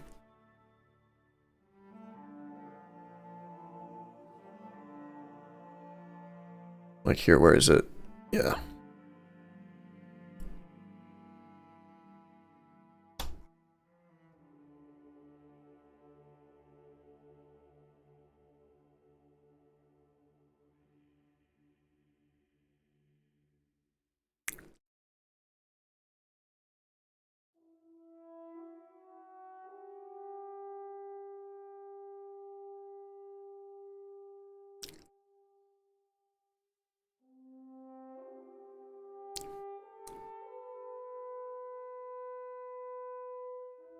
Okay.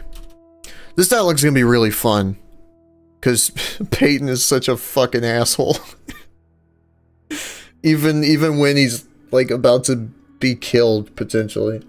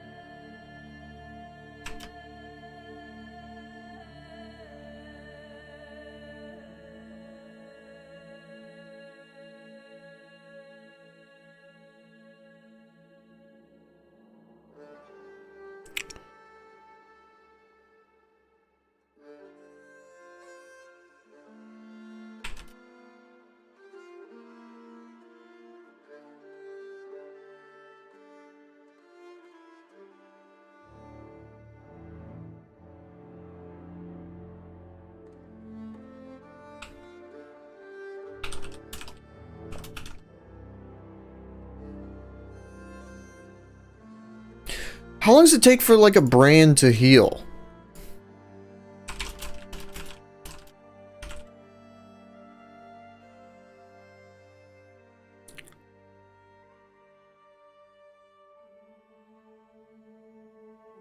A year?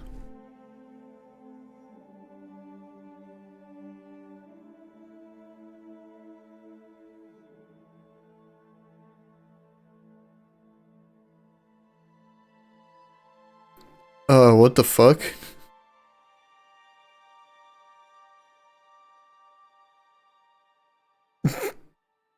Who? Literally who? Why would anyone fucking do this? You're insane. Also, that's not a Brian.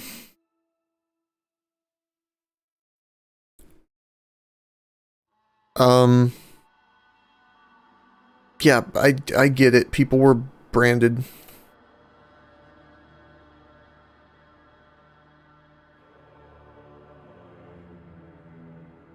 Alright, 1 of 4 processes. Striking, small strips of heated stainless steel are placed on the skin to make designs on the body. No, it's like a fucking branding iron.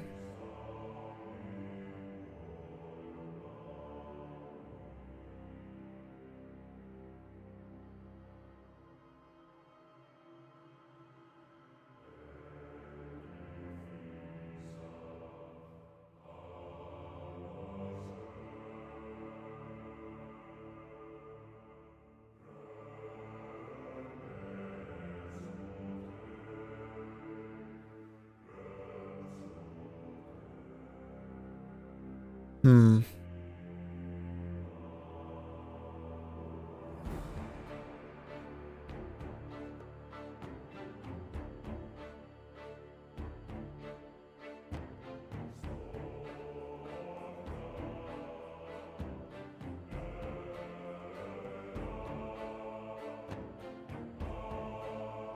So maybe we could make it so like his wound gets an infection.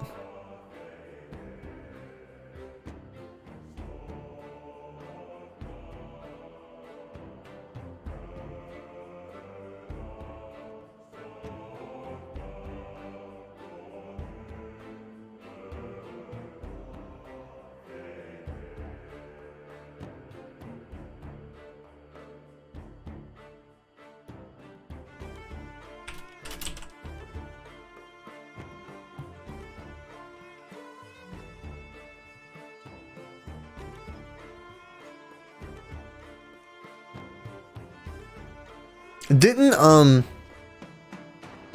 the Scots used to do something where they would like slash their cheeks with razor blades as like a form of branding?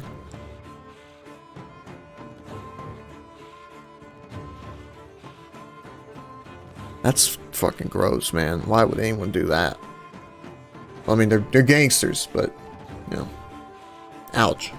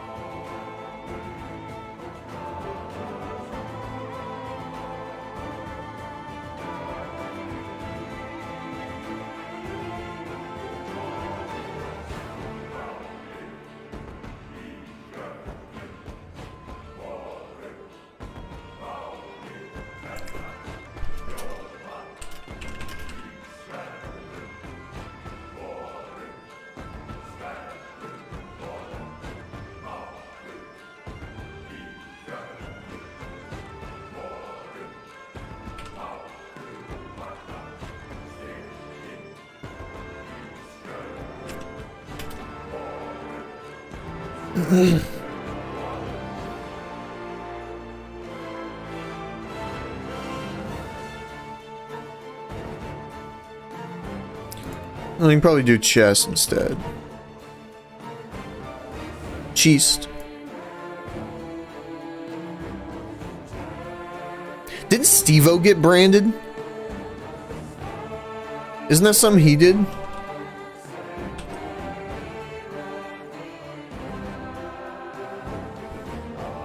Yeah, he had a dick branded on. Oh. Oh. Oh, that's brutal.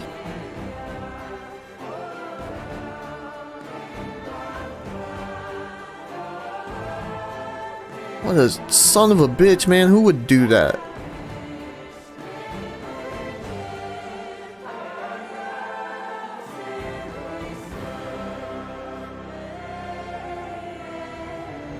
Ugh.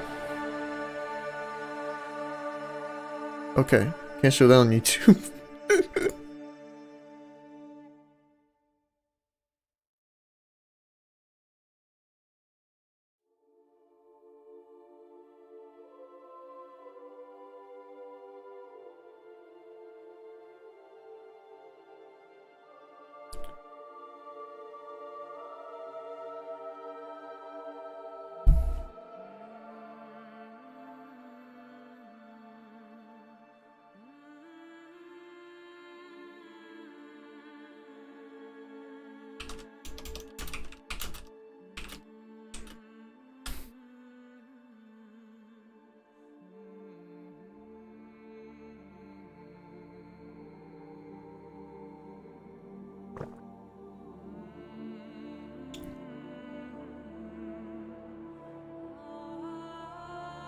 Hmm.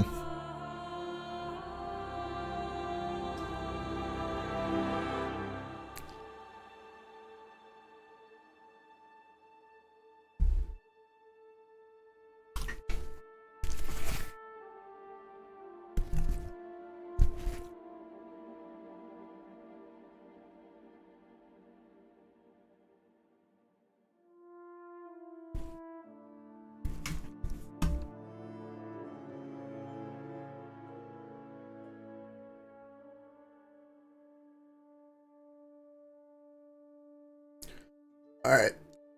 We're almost at the 4-hour mark. I think I'm gonna end it here. Ooh. Yeah. Here's what I will do. Off stream, probably. I'm gonna finish episode 4, Prison Break. That won't be very hard. And I'm going to use this stream to help with my trope talk, or my trope tangent.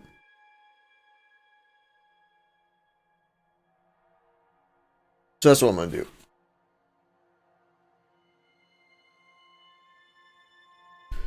Yeah, that's it for now. That's the end of the stream. Music's still playing, not anymore. I have control now, fucker.